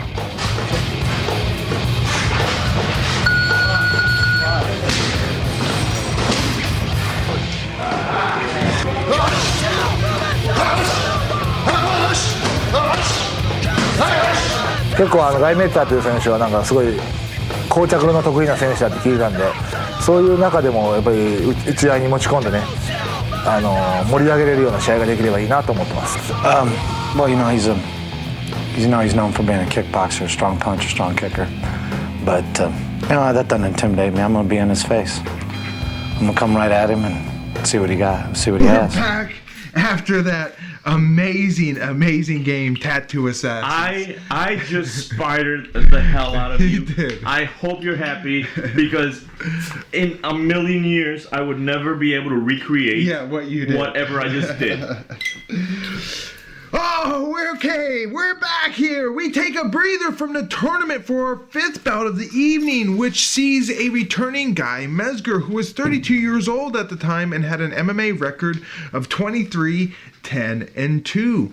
He's facing off against a returning Masaaki Satake, who was 34 years old at the time and had an MMA record of 0-1. Mezger is back after his strange but otherwise stellar bout against Sakuraba at the opening rounds of the Grand Prix. Since then, Mezger actually found time to fight stateside at Pier Action No. 2 in Kings Point, New York, where he beat up Brad Jones via TKO to knees in the second round. Satake, meanwhile, has been filling his time with hookers and blows since his quick submission loss to Mark Coleman, a man after my own heart. Quadros notes that we have two men in hot red tight trunks. So we got two men in hot red tight trunks, Maurice. What do you think, boss? I think that's nice. I'm not sure if Quadros thinks they're hot looking or if he's describing the color as hot red. Boss replies, "That's nice." All I know is I'm really, really rooting for the guy with the red trunks.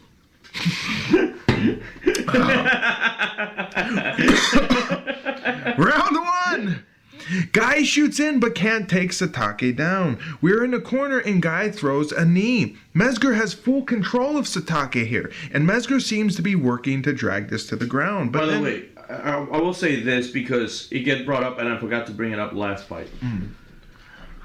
I understand that with, Sakuraba's first fight, the rules were a little bit iffy. But why the fuck do they keep Boss and Quadros keep not knowing what the fuck the rules are? Yes. I mean, this is an event that they're live at. They should have the event in front of them at least. That told them, hey, this is what these fights are about. They should know this fucking info. But it's not only them, it's especially Maurice Smith, who seems utterly confused on the round structures. The rounds time limit for each fight, the non-tournament fights, the super fight here, is 2 20-minute rounds, or 2 10-minute rounds. So they have no idea that this is what it is. Maurice Smith thinks it's 15 minutes the whole time. I know, and that's the thing is, I understand earlier in the tournament, but I mean, we're almost to the end of the tournament. They still don't have a fucking clue. And I actually have a comment right after this about this whole thing. Mezger seems to be working to drag this to the ground, but then decides to work more knees. The commentators try and figure out the round and judging rules for this bout. How many rounds is this? This is a 15-minute round, I believe. One round, unless it's a draw, then it goes to a subsequent round and a round. But there are judges in this, so okay. 1 15-minute round. With Quadros declaring that it's a single 15-minute round with judges. Mezger muscles Satake out of the corner and knees some more. Satake manages to pull away and Mezger instantaneously kicks him right in the face. Mezger then flies in for a double leg, but great defense by Satake to keep it standing. We get a shot of whom I assume is either a Yakuza boss or Satake's manager. Loud exertions of ki energy from Satake. Oosh! Oosh! Well, his balance is very good this fight. I always find it funny when the announcers say something that immediately gets countered. Rebuffed, yeah. Yeah, I mean, like, fight starts, it's like, Boss Rudin is like, Mezger's gonna want to stay standing up and just fight him. And boom, go straight for the freaking leap. I'm like, oh my god, Boss.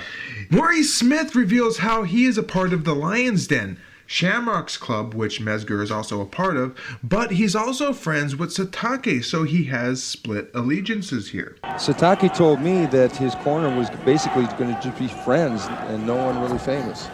Yeah, that's what he said to me as well. I mean, I would have been there, but I'm here working. And, it's like, the funny thing about that is that I'm with Lion's Den in a sense, and then I'm with friends with this guy, so I'm kind of like caught in the middle sometimes. Slow corner work by Mezger, and the ref comes in to separate our fighters, and Mezger fixes his fucking knee guards! Mezger! We talked about this last Pride! Get new fucking knee guards! I will say this, I was slightly disappointed, and not about his knee guards, that was just funny. During this fight, rope guys were not on their fucking job. No, yeah, they kind of took us. They slapped the fuck off. Like earlier fights, boom, anybody on the ropes gets slapped like a bitch. This fight, Saki was like, I'm just hanging out in the ropes. I'm just using the ropes against me. The ref should have been moving that to the middle of the ring every fucking time. Yes. Satake clubs Mezger with a nice left, and Mezger kicks, and then Satake comes over the top with a downward right. Mezger comes right back with a head kick, then shoots in again, but gets blocked by the corner and ropes. Mezger tries hard to get Satake down by lifting his leg, but Satake conveniently grabs the ropes. Mezger in his corner complain, and Maurice pipes up, I'd do the same thing if it was me. Satake's doing real good. He's grabbing the ropes, though. That's still illegal. That's okay. You gotta save yourself. I do the same thing if it was me. 5 minutes have passed. Yeah, that doesn't make it right. Like, I mean, I feel really bad for Guy, but at the same time, I have a note here. I'm like, hey, Guy, it's been what, maybe 5 minutes of you trying this shit? It hasn't worked. Try something Switch else. it the fuck up. Yeah. And Boss even chimes in. The moment I thought about this, Boss even chimes in. It's like, this is not working. He should take a step back, try striking, and then go in. I'm like, oh my god, Boss is agreeing with me. No, yeah, I think he should punch. He should strike and then go for a takedown. Not only a takedown, he doesn't camouflage it with a striking combination. What the fuck is wrong with the world? Body work by both men, and the ref steps in again to separate them. Boss sounds aggravated, saying very sarcastically, "Guy should strike first. Strike first." Guy should strike first. Strike and go. He's going to kick now, I think. He's going to kick now.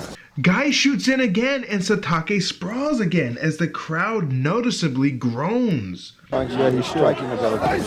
Don't Shoots again. Satake sprawls again. They're setting up a pattern in this fight. Yeah. Same as before, body work by both men. 3 minutes left in round 1. The ref comes in and breaks the fighters up once again. Thank you, ref. Mezger thinks about shooting, but Satake punches at him. Then a straight head kick attempt by Satake. Mezger stupidly goes for a takedown and gets checked with a kick. Satake ain't no dummy. Head kick then by Mezger. Mezger dives in for a takedown and Satake sprawls. Maurice exclaims he is surprised by Satake's defense. Nothing really happens until the ref breaks them up yet again. I mean, are you really surprised by his defense? He's good at sprawling, I'll give him that, but this is like the 5th time that Mezger tries the exact same fucking move. I mean, it's just boring. Guy has shot 3 times to try to get him down. He's still defending. Fucking try something else. I'm sure Mezger was completely surprised by Satake's newfound takedown defense here. Oh, where was I? Nothing really happens until the ref breaks them up again. And Mezger fixes his fucking knee guards! 1 minute left. Mezger kicks at Satake's head. Nice combo by Mezger, finishing with a head kick. Then a side kick by Mezger that might have been a little low. Mezger wades in, gets punched, then he kicks. Satake tries his own combo here. Then the men trade. The bell then rings, ending round 1. Now, the commentators are obviously confused because of the tournament round structure, as they discuss that the judges would call this a draw here. All right, we're going to go one more round, I think. I think so too, but you never know where we're in Japan now. Too bad they don't realize it's actually scheduled for 2 rounds. And this is confirmed by the ring girls entering the ring, and they hold up signs for round 2. Clearly showing that this wasn't just a single round bout. Satake has some cuts on his left cheek. Quadros must have been given a note slipped to him by some unknown person regarding the fight. He clarifies the round structure. Now, this fight is going to be fought under 2 10-minute rounds because it's a special super fight. Thank you, Quadros. Why doesn't he have this info to begin with? Fans, in the interest of our time, we're just going to be doing an in brief recap of round 2. Repeat round 1. Yes. There, I just saved you. Whatever you had written, I just fucking saved you the time. He is 1000% correct.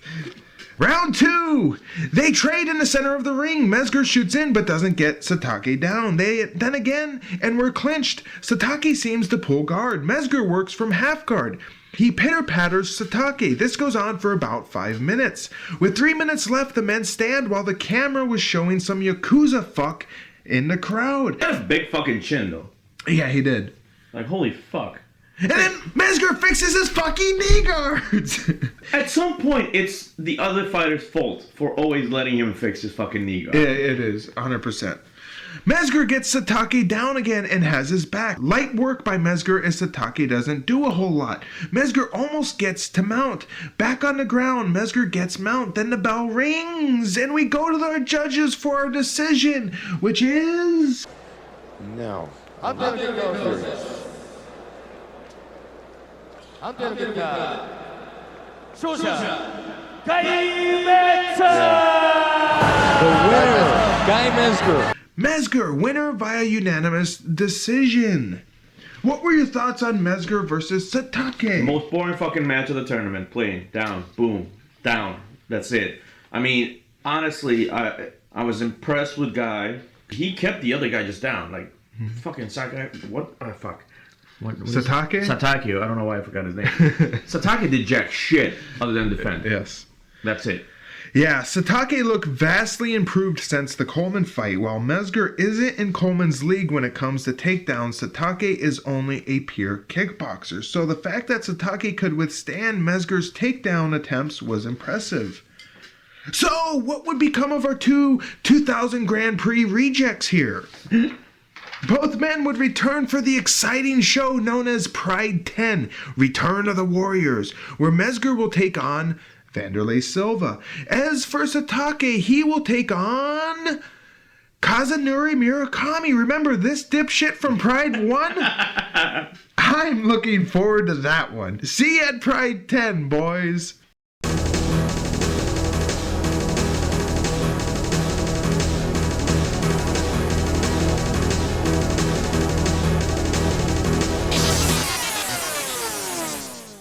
We return to tournament action with our sixth bout of the evening, the first semifinal matchup, which sees Kazushi Sakuraba versus Igor. I want to point out these two fights were flipped on the DVD. They were, yeah. So, like, when we started talking about the match, and I'm like, this is not what I have on my notes. Yes, you probably have. They flipped these again. Considering Sakuraba's marathon, he is definitely at a disadvantage here, especially taking Vovchanchyn's tournament history into account. Vovchanchyn had previously fought several 16 and 30 man tournaments. Still, Igor's face is marked up from his battle with Goodridge. I mean, both of them have had a tough fight. We'll see. I mean, the biggest problem is, then again, and I was laughing because this is the fight of the untoned men. Yeah. Because neither one has, like, toned muscles, but they're, like, at least Igor, he's a fucking train. He's got bombs for hands. Yeah. Round 1! As our bell rings, Quadro says that Vovchanchyn has the best spot since he fought first in the evening and had an extra 90 minutes to rest. Vovchanchyn, if anything, had the best spot because he fought first and then there was the long fight and all the other fights, so he got to rest. But that could also have been a bad thing for his energy. Sakuraba fakes a takedown just to keep Igor on his toes. After a minute of no action, Vovchanchyn finally drives forward with punches, but didn't really connect. So, two things. First, once again, why the fuck does Boss not know the rules? And how many rounds is Like, once they keep bringing them up, and it's like they're confused about how long the rounds are gonna last. Yeah. I'm like, Jesus Christ, this is the semi-fucking-finals. Have this info, man. Somebody needs to fucking do their job and get the information to your fucking commentators. Especially for the first English language pay-per-view in America. No kidding, man. It was just ridiculous. And the second thing I noticed is, and this is more related to the fight, I was actually disappointed in Sakuraba. Because if you look at comparing Sakuraba and Igor, Sakuraba has the advantage when it would come to kicks. Mm-hmm. And he is not exploiting that at all. He is being way too safe, way too trying to even box against Igor when he should be going for the kicks. Yes. Sakuraba throws a left and right, then a kick to the head. Quadros brings up the judges, round time, and also that the 10-kilo rule is in effect for this fight. This fight, unlike Sakuraba's first fight, is on the judging system. And how many rounds? And there is the 10-kilo difference, which will factor in the scoring. And how many rounds is this? There's one round, and then the judge's decision, 15 minutes. Sakuraba shoots in again and sweeps Vovchanchyn down to the mat. Punches by Vovchanchyn. Then Sakuraba gets to his feet. He tosses Igor's feet to the side and flops down in the side mount. Vovchanchyn turns, giving up his back, and Sakuraba immediately goes for an armbar. But he couldn't secure it, and now Igor is up, then back down, and he gets Sakuraba's back. Igor punches Sakuraba's head, and Sakuraba goes for an arm as he tries to use it to reverse the position. He sets up for a Kimura. Boss makes a comment on the size of Igor's hands. I shake it. When you shake his hand, it's like it's a lot of power. Igor's hand. Yeah. It's a solid hand. He's got a big wide hand. Oh my God, he's got. Yeah. I mean, it's kind of funny because I kept making notes about certain stuff. Like, I was like, oh, you know, Sakuraba, that was a good attempt to knock Igor down, but it's never gonna happen. And then he fucking knocks Igor down. And I'm like, well, Sakuraba has him down, but he's not gonna be able to pull anything. And then almost fucking pulls that. I just gave up. I'm like, no, fuck you. You are contradicting me at everything I fucking say. The men stand, and then Igor tosses Sakuraba down with a suplex. Back up, and Igor flings Sakuraba into the ropes. He's really manhandling Sakuraba here. Sakuraba doesn't really do anything as he hangs outside the ropes. So Igor lunges in and clubs him with an uppercut. Quadros questions what Sakuraba is doing here as the ref suddenly comes in and allows Sakuraba to get out of the ropes. God, he's got thick fingers and strong. Look at this. Reverse suplex. Throw him around. What's Sakuraba doing? Oh, he thought that he was going to pull a hoist, but instead Igor nailed him. Leg kick by Igor. 1-2 attempt by Sakuraba, and Igor responds with his own. Sakuraba sails from one set of ropes to the other. Igor swings and Sakuraba ducks down for a leg, but Igor sprawls and he is on top in a forward headlock position. He pounds away at Sakuraba. 5 minutes are passed in round 1. After enduring some more punishment, Sakuraba stands up. Igor throws some punches and Sakuraba shoots down for his legs, this time managing to get Igor down. Sakuraba is in Igor's full guard. Igor smacks his head and then Sakuraba tries to fight back, posturing up. Sakuraba punches the body, then tries to punch Igor's head. Sakuraba then hits a nice body shot. Igor pushes Sakuraba to his feet and Sakuraba toys with Igor's foot before popping him in the stomach. Then he punches Igor's face.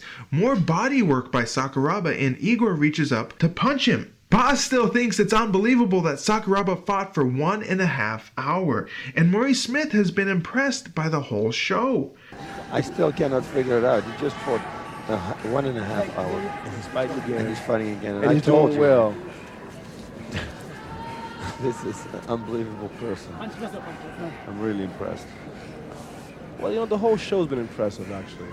Quadros thinks Sakuraba is going to ride this out to a decision. I think Sakuraba's going to ride this one out to the decision. Why not? That's only if you think Sakuraba is winning here, Quadros. 10 minutes down now, and we're still here with Sakuraba standing and Igor on his back. Maurice makes a funny comment, saying in the days of feudal Japan, Sakuraba would probably be the top warrior. In the days of feudal Japan, Sakuraba would be the top warrior, I believe. Oh, yes, for sure. 3 nice punches by Sakuraba as he pounds down onto Igor's head.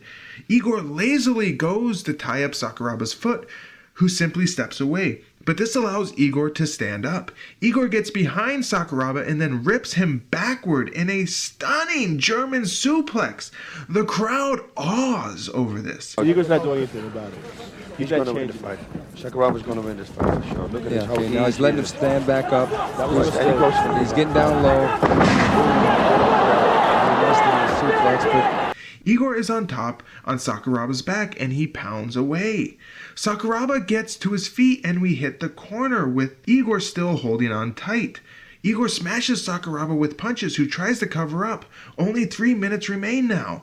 Sakuraba squirts under the ropes and the ref comes over to pull him back in. Sakuraba hilariously gets into the fetal position without any direction from the ref. But Vovchanchyn is starting to get busy with his punches. He's going to go back and go ahead and give me position, fetal position. The fetal position. Sakuraba is also cut now over his right eye. It was a good cut too, Jesus. Yeah, it was bleeding pretty nice. Igor is on Sakuraba's back and continues to deal out punishment. Sakuraba looks to escape, but Igor has him locked down. We're back in the ropes, and it's more of the same. 1 minute now remains. Sakuraba manages to slip away and stand, and Igor meets him with a stiff right. Sakuraba shoots down, and Igor hilariously nearly falls backwards, but shifts midair as if he was in the Matrix.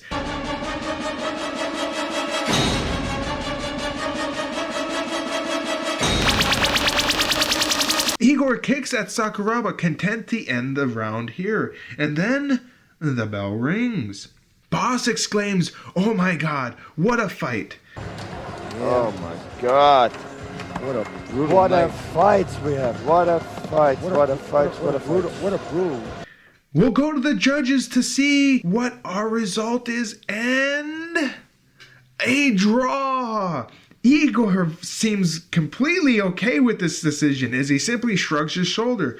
Sakuraba, meanwhile, not so much. Boss comments on the state of Sakuraba, and then Takada throws in the towel for his friend Sakuraba. Draw. anteドロー判断結果有利がつきませんでしたのでさらに15分間の延長ラウンドに入ります 10 more minutes. Did you see what Igor did? He had the face on. Okay. Yeah. It's actually going to be... they're throwing it. Is the towel been thrown in? Yeah, that's a good call. That's actually a good call because Sakuraba, I mean, a round of applause for Mr. Sakuraba. I mean, he fought so valiantly against Royce Gracie and then very valiantly against Igor Vovchanchyn. Why take more of a beating? And look at him. He's flipping his head like, yeah, you gave me a headache. Yeah. That's it. The fight is over. Igor Vovchanchyn, winner via corner stoppage after 1 round. What were your thoughts on Igor versus Sakuraba? It was actually a really good match. It was a nice back and forth. I will, however, say one thing. I do attribute the back and forth to be more like I noticed Igor was out of steam, especially when it came to the heavy punching that he does. I mean, it's just maybe it's a thing for all heavy strikers that you just get tired, and especially after going one-on-one after fucking Gary Goodridge. Yeah. So I understand that he's tired, but at the same time I see that as being one of the reasons Sakuraba was able to really stay in this fight. But I do agree with the tie. I was happy with the tie, which is why I wasn't surprised, which is why I fucking tried going on ahead. Yes. It was a good fight. Sakuraba, despite his corner throwing in a towel, is definitely not a loser here.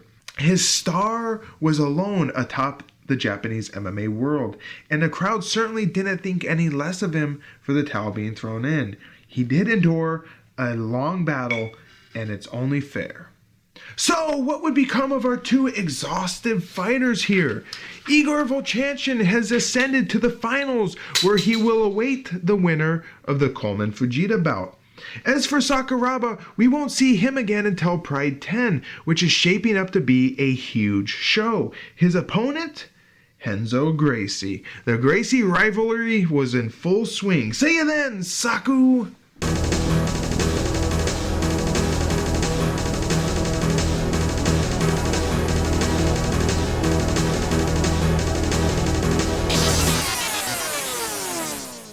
Our 7th bout of the evening is our other semifinal matchup, which sees Mark Coleman taking on Kazuyuki Fujita. Fujita is sporting a new knee brace around his left knee, and the commentators are already predicting an easy Coleman victory. Coleman looks super fresh, no damage whatsoever to him.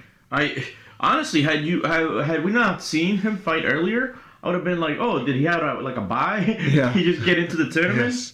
Fujita is definitely more worse for the wear here. Round 1! Fujita's corner throws in the towel! Mark Coleman is the victor via corner stoppage at 2 seconds of the first round. Well, here we go. What can Fujita do? Nothing. He can't shoot. They threw in the towel. Threw in the towel. Why? He just made the attempt. Brian Johnston, Fujita's corner man, seeing that Fujita was in incredible pain trying to shoot. Quadros states Fujita's corner saw that he was in tremendous pain going for the shoot. What? How could you see that, Quadros? At what point could his corner have seen his face and the state of it as he was shooting in? I have no idea what Quadros is saying here. I don't know, but it makes sense. I mean, the moment they threw in the towel and Mark Coleman got up, you saw Fujita just friggin' holding his leg, which means, I'm kind of annoyed at that, because that much pain, you're not gonna have a good fight. No. And I know Boss and Quadro mentioned it a little bit in a second here, but I mean, they really should have maybe brought in someone else or something like that? Well, I got some information on that right here. My guess is this was a sham. Fujita wanted the bell to ring so it would register for a fight, because later on we'll see that the two losers, which would be Fujita and Sakuraba, get checks for $25,000. And if Fujita didn't answer the bell, he wouldn't have gotten it. Oh, okay. That makes a lot more. So Fujita wanted the bell to ring so it would officially be regarded a fight, and he would get paid the semifinal bonus. This also denied the reserve fighter we had, which was Vanderlei Silva. Yeah. Remember, he fought for that reserve bout against Dirty Bob? Mm-hmm. Silva was justifiably cheated, though, in my opinion. I don't think it would be fair to allow Silva to come in super fresh, not having fought, and assume Fujita's position. It wouldn't have been fair. I understand that. You're right. Because definitely, especially, but then again, it was against Mark Coleman. Yeah, that would have been a very interesting fight. And that's the thing, is Mark Coleman wasn't that tired, didn't look that beaten up. I would have allowed that fight in that case. And in fact, you could argue that this is kind of, it does the reverse. Fujita, wanted to get in there and have the bell ring, so he was actually, registered as the fighter. It doesn't allow Vanderlei Silva to kind of sneak in, but it also gives Mark Coleman a complete fucking pass. I know, and that's the part that pissed me off. It's because Mark Coleman honestly almost had a pass last fight. Yeah. Because, Shoji didn't really do that much. You could say Coleman's had an easy road to the finals here. So, what would become of our two ready and willing warriors? Coleman has reached the finals, where Igor Vovchanchyn stands in front of him. As for old Ironhead Fujita, he wouldn't be back in Pride until Pride 10, Return of the Warriors. His opponent, Ken Shamrock.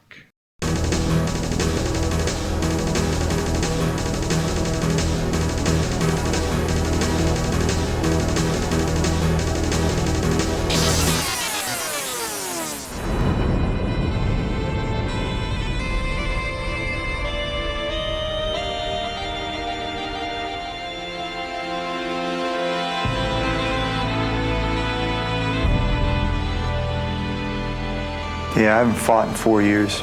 4 years in reality combat, and it's good to come back. Training with some of my boys in Dallas and also in San Diego, Lions Den. I used to be their teacher, used to be their instructor, and now I find myself being taught because the game has changed so much in 4 years, and I've been out of it for so long that. There's a lot of things that I had to improve, and a lot of things that I had to be reminded of. So it's been a real long 3 months making the transition from the entertainment world back into the NHB, or the mixed martial arts, whatever they call it now. So it's been quite an experience.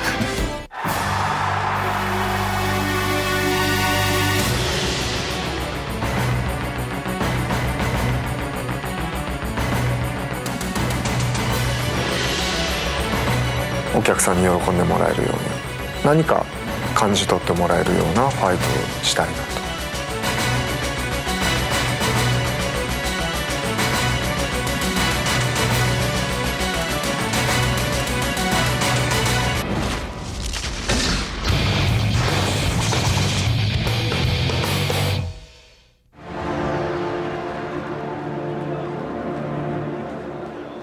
I just want to talk a little bit about my fight. Alexander Otsuka.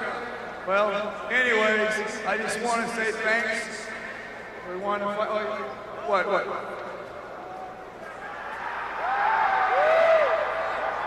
Listen, I'm trying to show a little respect here. You know what I'm saying? You come to the United States all the way down here just to challenge me. You know what I'm saying? You want to challenge me, that's fine. But don't disrespect me inside of my house. I am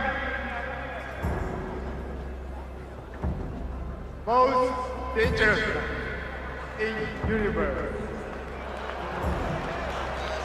Your time is over.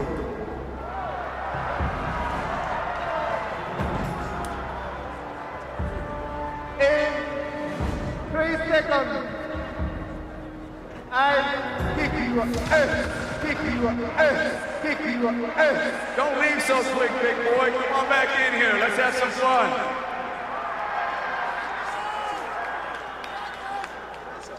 That face looks pretty young. Looks like it hasn't been pounded on too much yet, does it? But when I'm done with you, I guarantee you, your face is gonna bust up so much your mom ain't gonna notice you. Speaking of Ken Shamrock, our 8th bout of the evening is our second super fight bout, which sees the world's most dangerous man, Ken Shamrock, from the USA, who was 36 years old at the time. Shamrock's MMA record was 23-5-2. He's taking on a returning Alexander Otsuka, who was 28 years old at the time. Otsuka's MMA record, meanwhile, was 1-4. Otsuka looks to try to get another win under his belt against Shamrock, who was a few years removed from his heyday in the UFC and the WWF. By the way, I do have to say this.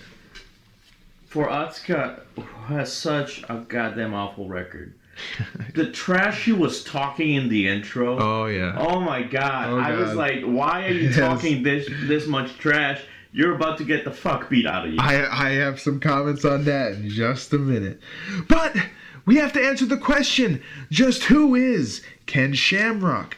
Strap yourself in for this one, folks. I got quite the fucking history to go through.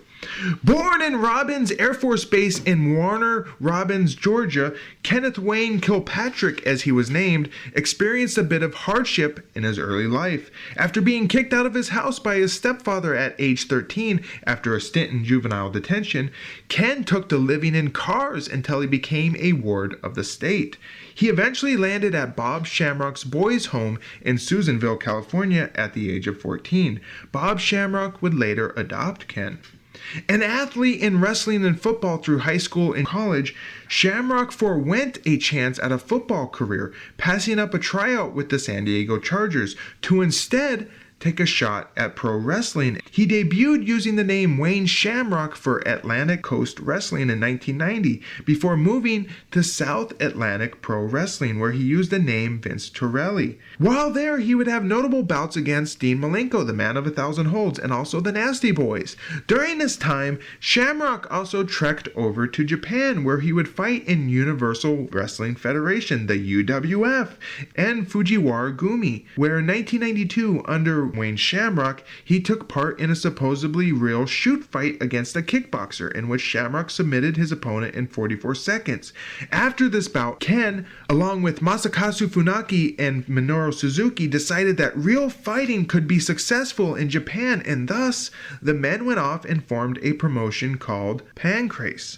Pancrase would adopt some pro wrestling rules, such as no closed fist punches and also the use of rope breaks, but otherwise was legitimate fighting. In 1994, Pancrase held its first ever 16-man King of Pancrase tournament, which Shamrock would win after victories against Maurice Smith, Alex Cook, Manabu Yamada, and Masakazu Funaki to be crowned the first ever King of Pancrase.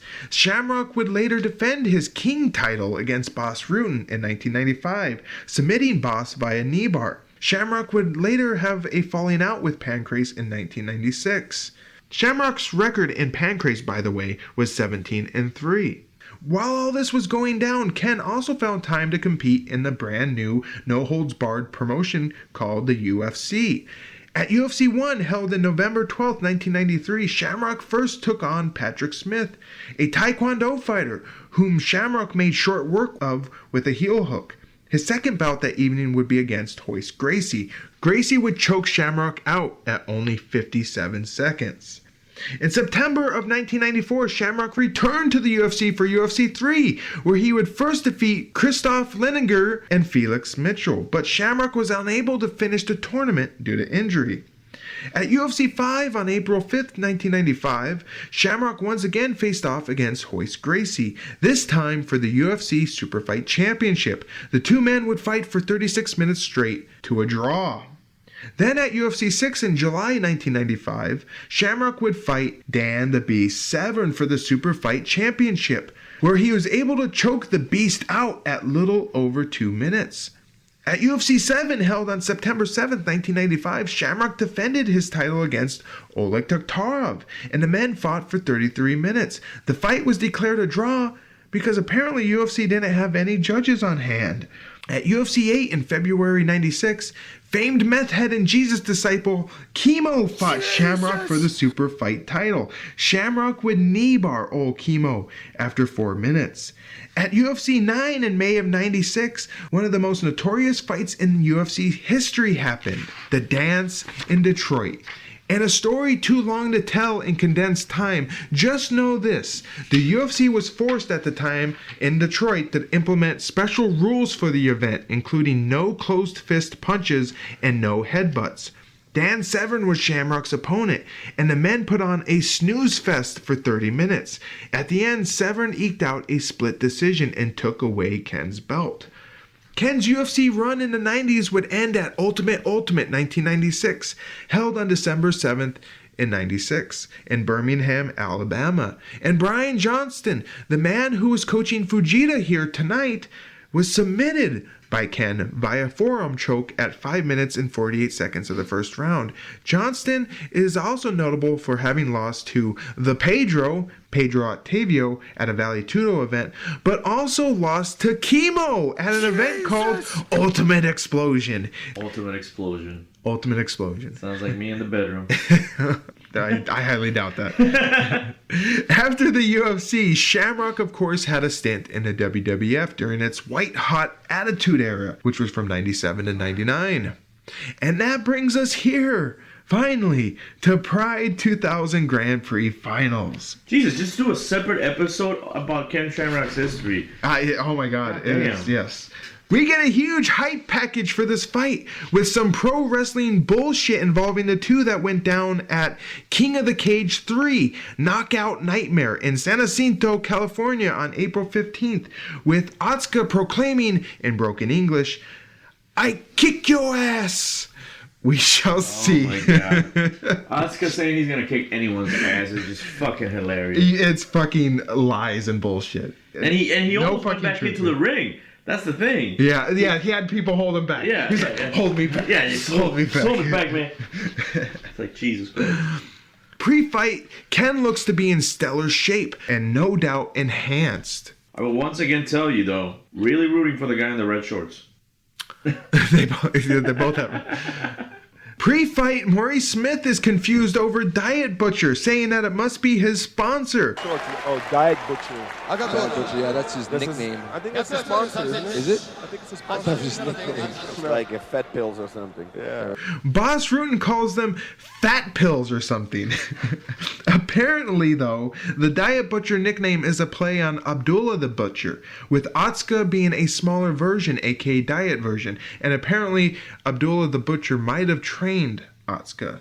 And I know one of the previous Prides, while Otsuka was fighting, we couldn't understand what was in the background. And when I rewatched that episode, they were saying Diet Butcher. Yes. So clearly it is not just in his head. No. It is a chant that people use for him. Yes, it is a thing. It's a thing. Round one! Even Otsuka isn't a thing, but he has a fucking nickname. Yes.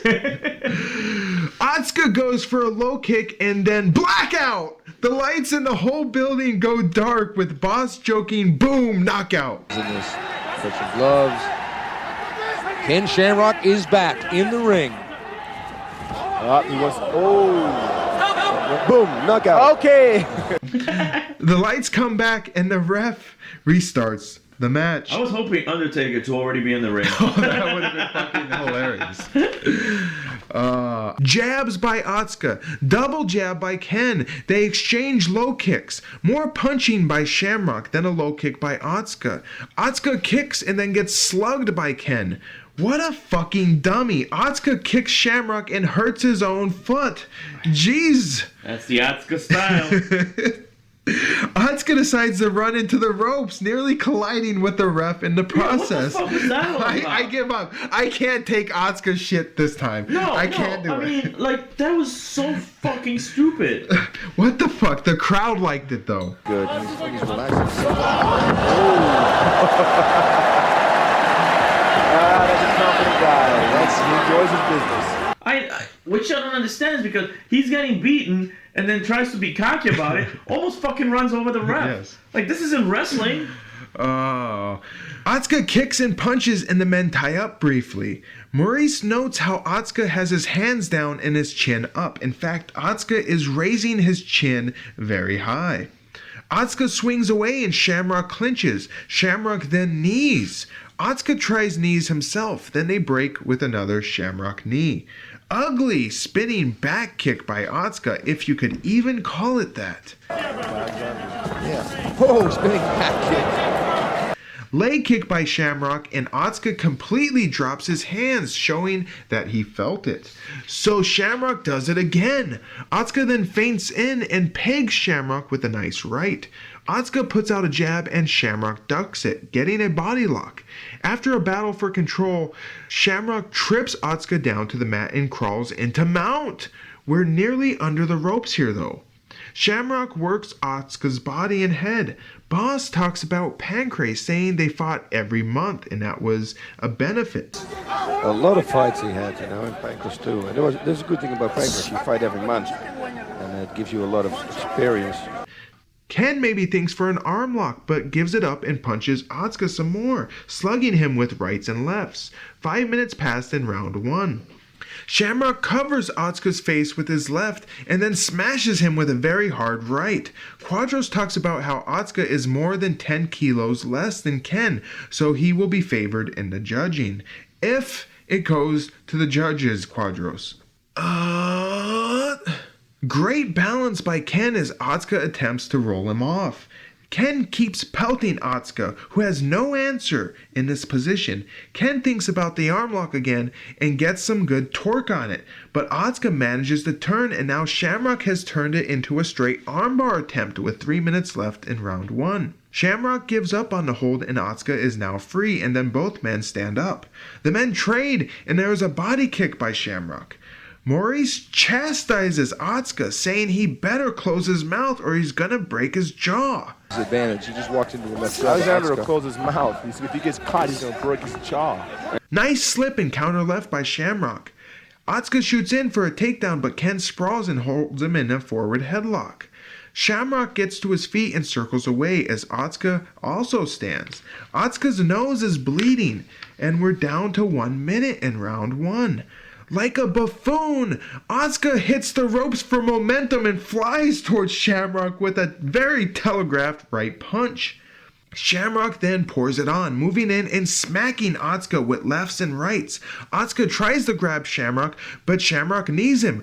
Otsuka is looking loopy, and Shamrock hits him with another 1-2, then more. A 1, 2, 3, 4, 5, and down goes Otsuka like a sack of bricks. He is out, and the ref just stands there and watches as Shamrock delivers one more punch before the ref finally steps in and stops the fight. Otsuka's getting busted up. Ken Shamrock is totally outboxing Alexander Otsuka, but Otsuka is still. He's beating him up. Big time left hook by Shamrock. That's it. Big time. Shamrock. Great ending. Good fight. Ken Shamrock, winner at 9 minutes and 43 seconds of the first round. Boss sounds absolutely giddy over this result. Quadros says Otsuka is a tough guy, and Boss confirms it, saying Vovchanchyn couldn't knock him out, but Shamrock was able to. Good Vibe, what were your thoughts on Shamrock versus Otsuka? First of all, Otsuka just deserved the beating he fucking got, plain and fucking simple. Especially mouthing off. That's just stupid. Yeah, shit. the pro that was probably planned by both of them. I think that was mutual. Yeah, but I mean, just don't do that. Right. You're not good enough to do that. Plain and simple. No. It's not like in wrestling. It's like if the Undertaker and all of a sudden Roman Reigns comes up to the Undertaker and it's like, I'm better than you, right. And everybody's like, no, you're not. Shut the fuck up. Right. And that's the thing is Otsuka's leg has always been a fucking problem.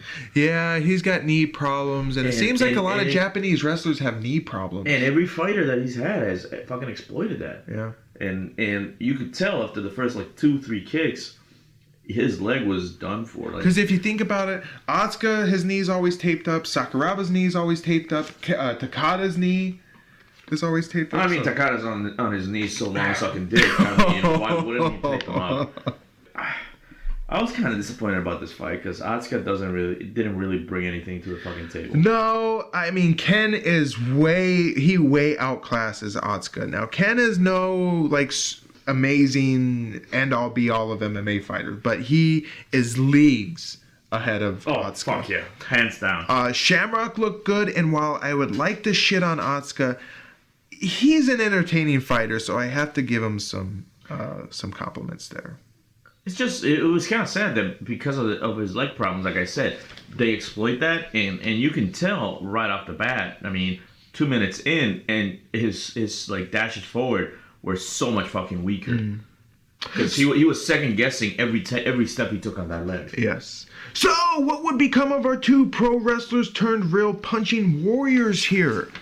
Ken Shamrock would return to Pride at Pride 10, Return of the Warriors. Well, he'll face off against Kazuyuki Fujita, and he might just have a heart attack. No shit. As for Alexander Otsuka, he wouldn't be back until Pride 11, Battle of the Rising Sun, where he'll face off against Mike, Bork. See you then, fellas. Oh, just a beautiful four-punch combination. Devastating.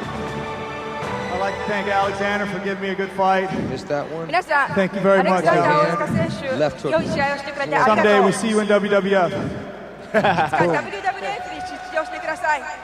You have many good fights in front of you. 28, you're young. Please keep up the good work, okay?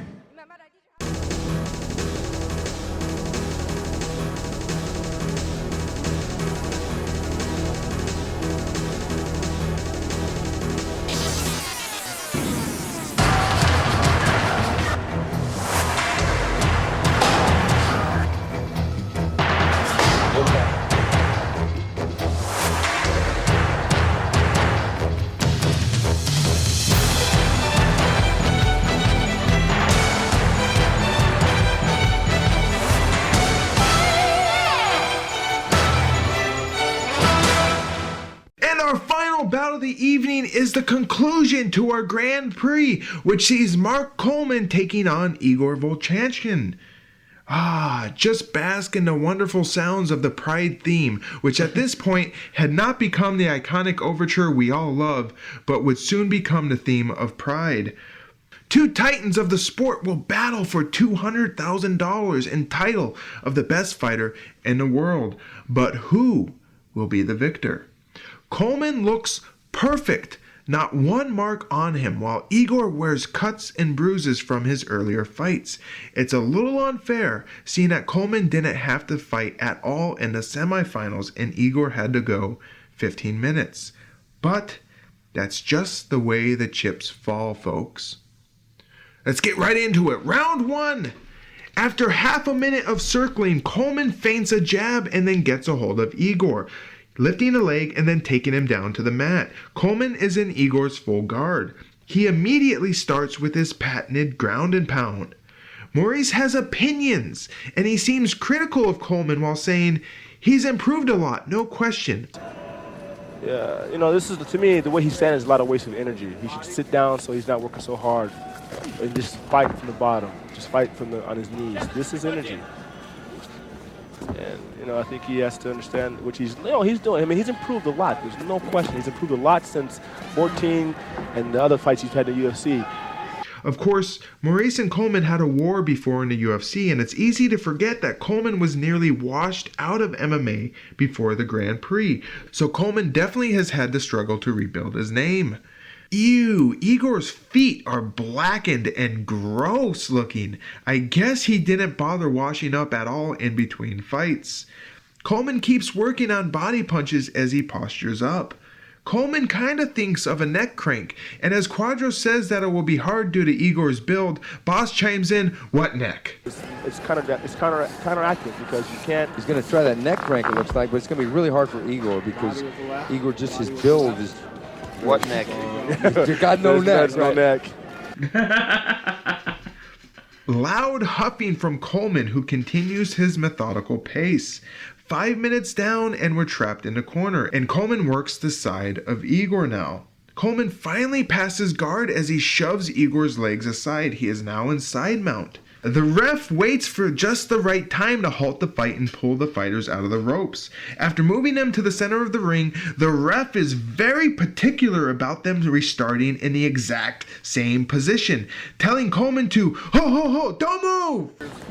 Right arm, buddy, that key lock. I can say that. They told me. You've already yesterday. said it, baby. You've already said it.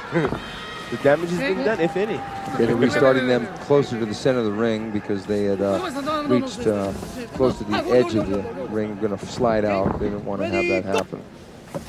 Igor manages to regain full guard here. Boss must have missed it, as he is totally surprised after looking down at his monitor and saying, wait, how did he get guard? Was Mark not in side control? He was, but he lost it. Igor's right side has started to get the hallmarks of Coleman's work, as it started to bruise, much like Shoji's. I'm not sure if Igor has anything left here, and Coleman keeps grinding away at him. Some jackoff in the crowd screams for a good 7 seconds, right at the 9 minute and 30 second mark.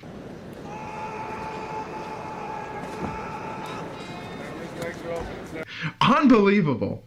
Quadros alerts us that this is a 20-minute round with unlimited rounds. If Igor could hear that, I am positive he would say, fuck me. Quadros notes that the runner-up gets $50,000 and the two runner-ups of the semifinals get $25,000 each. The runner-up gets $50,000. And good, but if you're close to 200, you want to have the 200. Well, of course. But and the two third place guys get $25,000 each. But that is good money, man. Now we know exactly why Fujita went for the bell and didn't let Vanderlei take his money. Coleman, who had postured up and started to get Igor's legs ready for a pass, suddenly throws Igor over. Igor keeps turning and manages to avoid getting his back taken, and we're back in full guard. Quadros thinks tournament events are the best way to get people into the sport. The tournament format is the best way to get the sport into the public eye. I think single fights, you get more trapped into some politics, whereas a tournament, people like tournaments. I remember when other events in the United States started out, they started doing tournaments and they had a big public following when they went to a single fight format, but they lost some of their following. The difference being in that, go ahead, boss. Yeah, it's never honest. A tournament is not honest. Yeah, you can't trust. You know, no, because one guy fights like what we saw Sakuraba, 1.5 hours, and the other guy fights 50 minutes. You know. But the public likes the tournament. The commentators argue about this for about 3 minutes and completely forget about the fight. Interesting debate though. Crushing body shots now by Coleman meanwhile. Nice shots of Coleman's work on Igor's body. To be fair, Igor has very fair skin, much like Shoji. Another reset by the ref. Maurice is very adamant about telling us exactly how he would be fighting this fight. There's lots of losers. But see, for me, I'd go for the head more to make him bleed, to make him stop. You know, just keep cutting them open. Yeah. Under the body's cool, but it's not a smart thing to continue there. Head, body, head, head. Make the guy bleed. Hook make straight, his eyes hook straight. Yes. Make his eyes swell up so he can't see. Make the fight stop on that way. And it's a little bit annoying. Coleman goes to pass again and gets Igor's back before Igor rolls, and Coleman instead takes side control. Antonio Inoki, future Pride figurehead.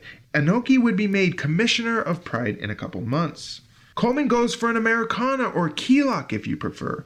Coleman really gets a good angle on it, but Igor resists the pain and slips away from Coleman. 15 minutes have passed.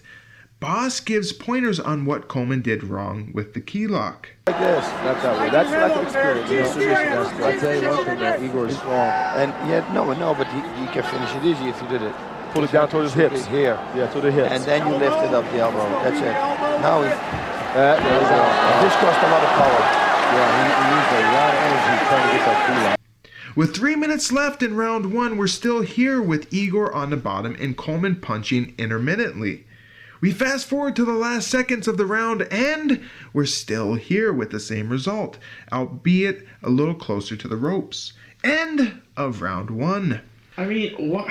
It always pisses me off when they change the fucking rules. Yeah, why is this 20 minutes now per round and endless rounds? Yeah, it makes no sense to me. Especially because, honestly, that's a terrible idea for a tournament like this where both of your fighters would technically, if everything went according to plan, be tired the fuck out. Yes. Yeah. And it makes no sense, absolutely. When you look at great event, I love this Grand Prix. I'll get more on that later when we talk about what we thought of the event. I will say this: Pride, it was very haphazard with the rules, the round times. They let the Gracies dictate fucking unlimited rounds. They totally fucked up the flow. That fucked up the tournament right there. Yeah. They should not have let the Gracies do that because it fucking ruined what could have been a really stellar, 100% great. I mean, it's a fast-paced. It was a fast-paced tournament, and then it just got all fucking derailed. Yes. I agree with you wholeheartedly. Yes. Oh, after the bell, we get somber shots of a beat-up Sakuraba. Sakuraba is known for having beers after a fight, but lamented that he couldn't do it while in the tournament format. I am positive at this point he is half in the bag right here. Ensign Inoue appears behind him to shake his hand. Gilbert Ivel is also in attendance, future Pride fighter. In fact, we'll get to see Gilbert debut at the very next Pride, Pride 9, against the sexiest man in MMA, Vitor Belfort. Round 2! Igor's face is bruised and marked to hell. He looks like he's been in a war. Coleman backs Igor up and then explodes in with a shot. He lifts and slams Igor down. Back to Coleman's steady ground and pound, and Igor literally has nothing he can answer with. Funny commentary from Maurice and Boss, saying that this fight could be 1 hour, 2 hours, or as Boss chimed in with, it could be 10 hours. Maurice quickly replies with, I won't be here for that long, I'm sorry. Here, 11:15, they still here. Like I said, they want to see the end of this fight. It could be an hour, it could be 15 minutes, it could be 2 hours. It's too much the most. It can be 10 hours. I won't be here. Neither would I. That's fucking true. Coleman passes the legs and gets in a north-south position as Igor is on his back. And then comes the knees, which when an opponent is on the mat facing up are completely legal. Why? Why are they legal? Like, I don't understand. I mean, it's still he's still hitting the top of the head, which is the same thing. It doesn't make sense. That you would hit if the fucking opponent's face down. Yes. I don't understand why they'd be legal. It's fucking dangerous shit right there. Whatever the reason, holy shit, Coleman rains down knee after knee after knee with power right in front of his corner. Coleman's coaches direct him, and as Igor realizes he has no alternative, Igor taps. Throw that knee. This is a bad position for Igor Vovchanchyn. This is like Kerr and Vovchanchyn. Yeah, it's the opposite because Vovchanchyn was on the top last time. Bring him straight down. Straight down. Kerr facing down, and that's illegal. Down to the top of his head. There you go. Those are good knees. Those are good knees. But if he blocks him, it's going to still hurt his arm. He's stabbing! Oh, he got him. This is great. He made Igor. Mark Coleman has won the Pride fight. He's running away. He's running to the fence. 2,000.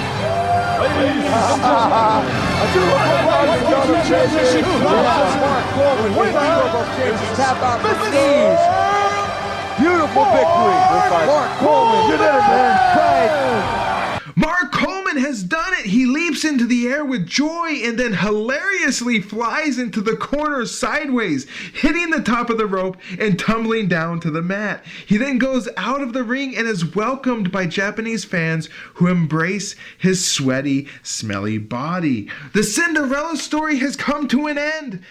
Well, kinda. Coleman arguably had the easiest path to victory here, with a 50-second gimme win against Masaaki Satake in the opening rounds, and then an unfair matchup against Akira Shoji, the free pass of Fujita, and then a beaten down Igor. I honestly think Igor should have been allowed to regain his energy a little bit, and then punch Fujita in the face. Yes. I really believe that he should have been allowed, after he lost, recover some energy, just fucking punch, one punch, everything you can put behind it, and punch Fujita straight in the fucking face. Yes. Because that was fucking bullshit. It was. When you think about it now, absolutely. Still, it was an impressive comeback for the man many in the MMA world had counted out as finished and past his prime. Coleman, who said he desperately needed the money in many interviews before this, was now $200,000 richer and hailed as the champion of the MMA world. Mark gets on the mic and lets it all come out. You know, Igor did the right thing by tapping out because he was going to take a real beating. He was getting a lot of knees in the head, yeah. And, you know, he'll come back because Igor, he's a dangerous guy. He's got to, as you say, Mo, he's got to learn to fight better on the ground. Did everything I had You know, and I think that'll be one lesson that he will learn. Let me say what it is. I feel like the luckiest man in the world right now. Thank you for supporting me. When I was so far down, I had climbed back to the top. He's giving the fans their appreciation, their accolades. Thank you, Lord Jesus Christ.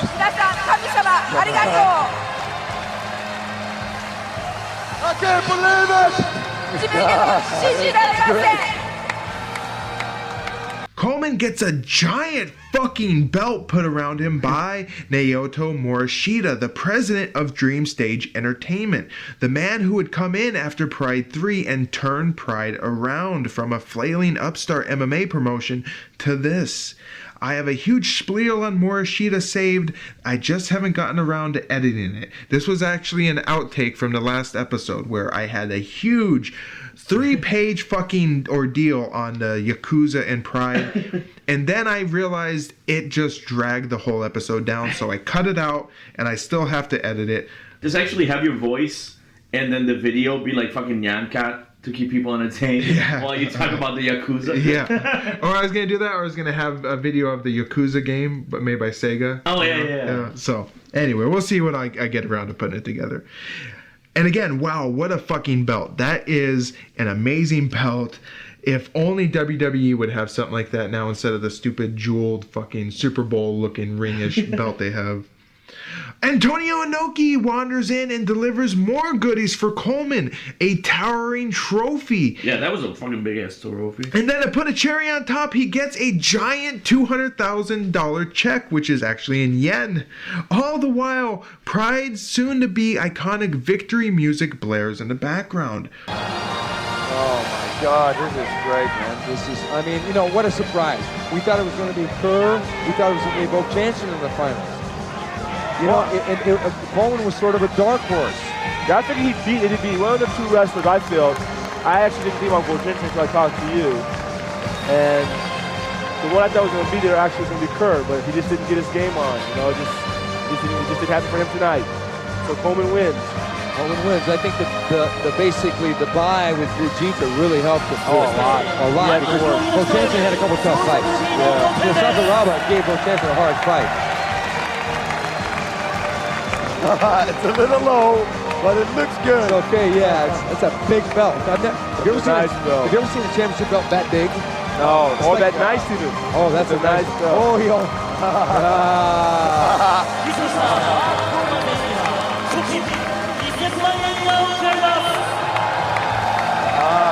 great. The comeback kid, huh? That's right. He is the comeback kid. We thought Royce Gracie was and he came back rocking. Oh, yeah. He boxed tonight. And then he went back to what he knew. He went back to his wrestling. Passing the guard, going to the side, doing everything.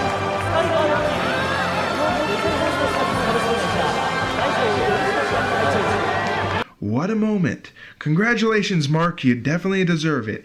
Igor is also the benefactor of a trophy, albeit one not as big, as well as his own check for $50,000. Igor is also obligated to hold up a Sky Perfect TV advertisement, which actually, I guess, apparently, he gets a free satellite dish. Kind of stupid, but it's that. Sakuraba then joins the fray and gets acknowledged for his effort. He gets an itty-bitty plaque.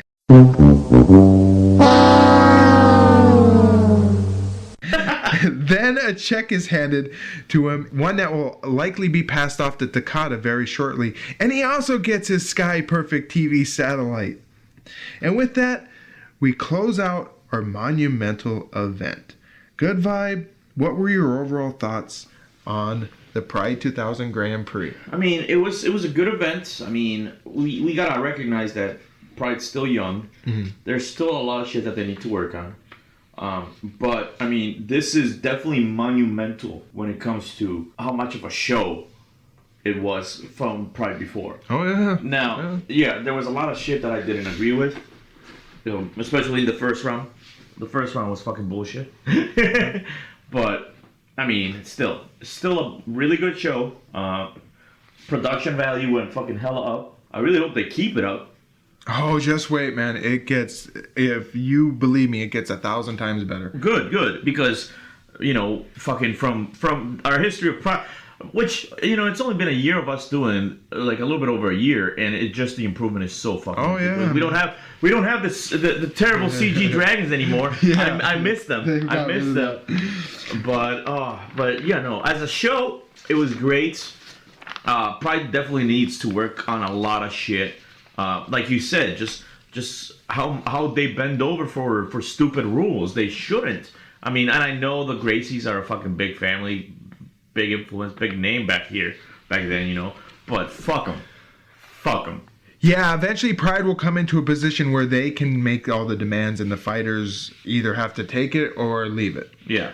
Pride definitely needs to work getting their rounds in order, and they will do that eventually. The rules, I think, have been narrowed down, although there's still kind of some confusion on exactly what strikes are allowed and when. And those rope guys need to be fucking prodded every once in a while, apparently.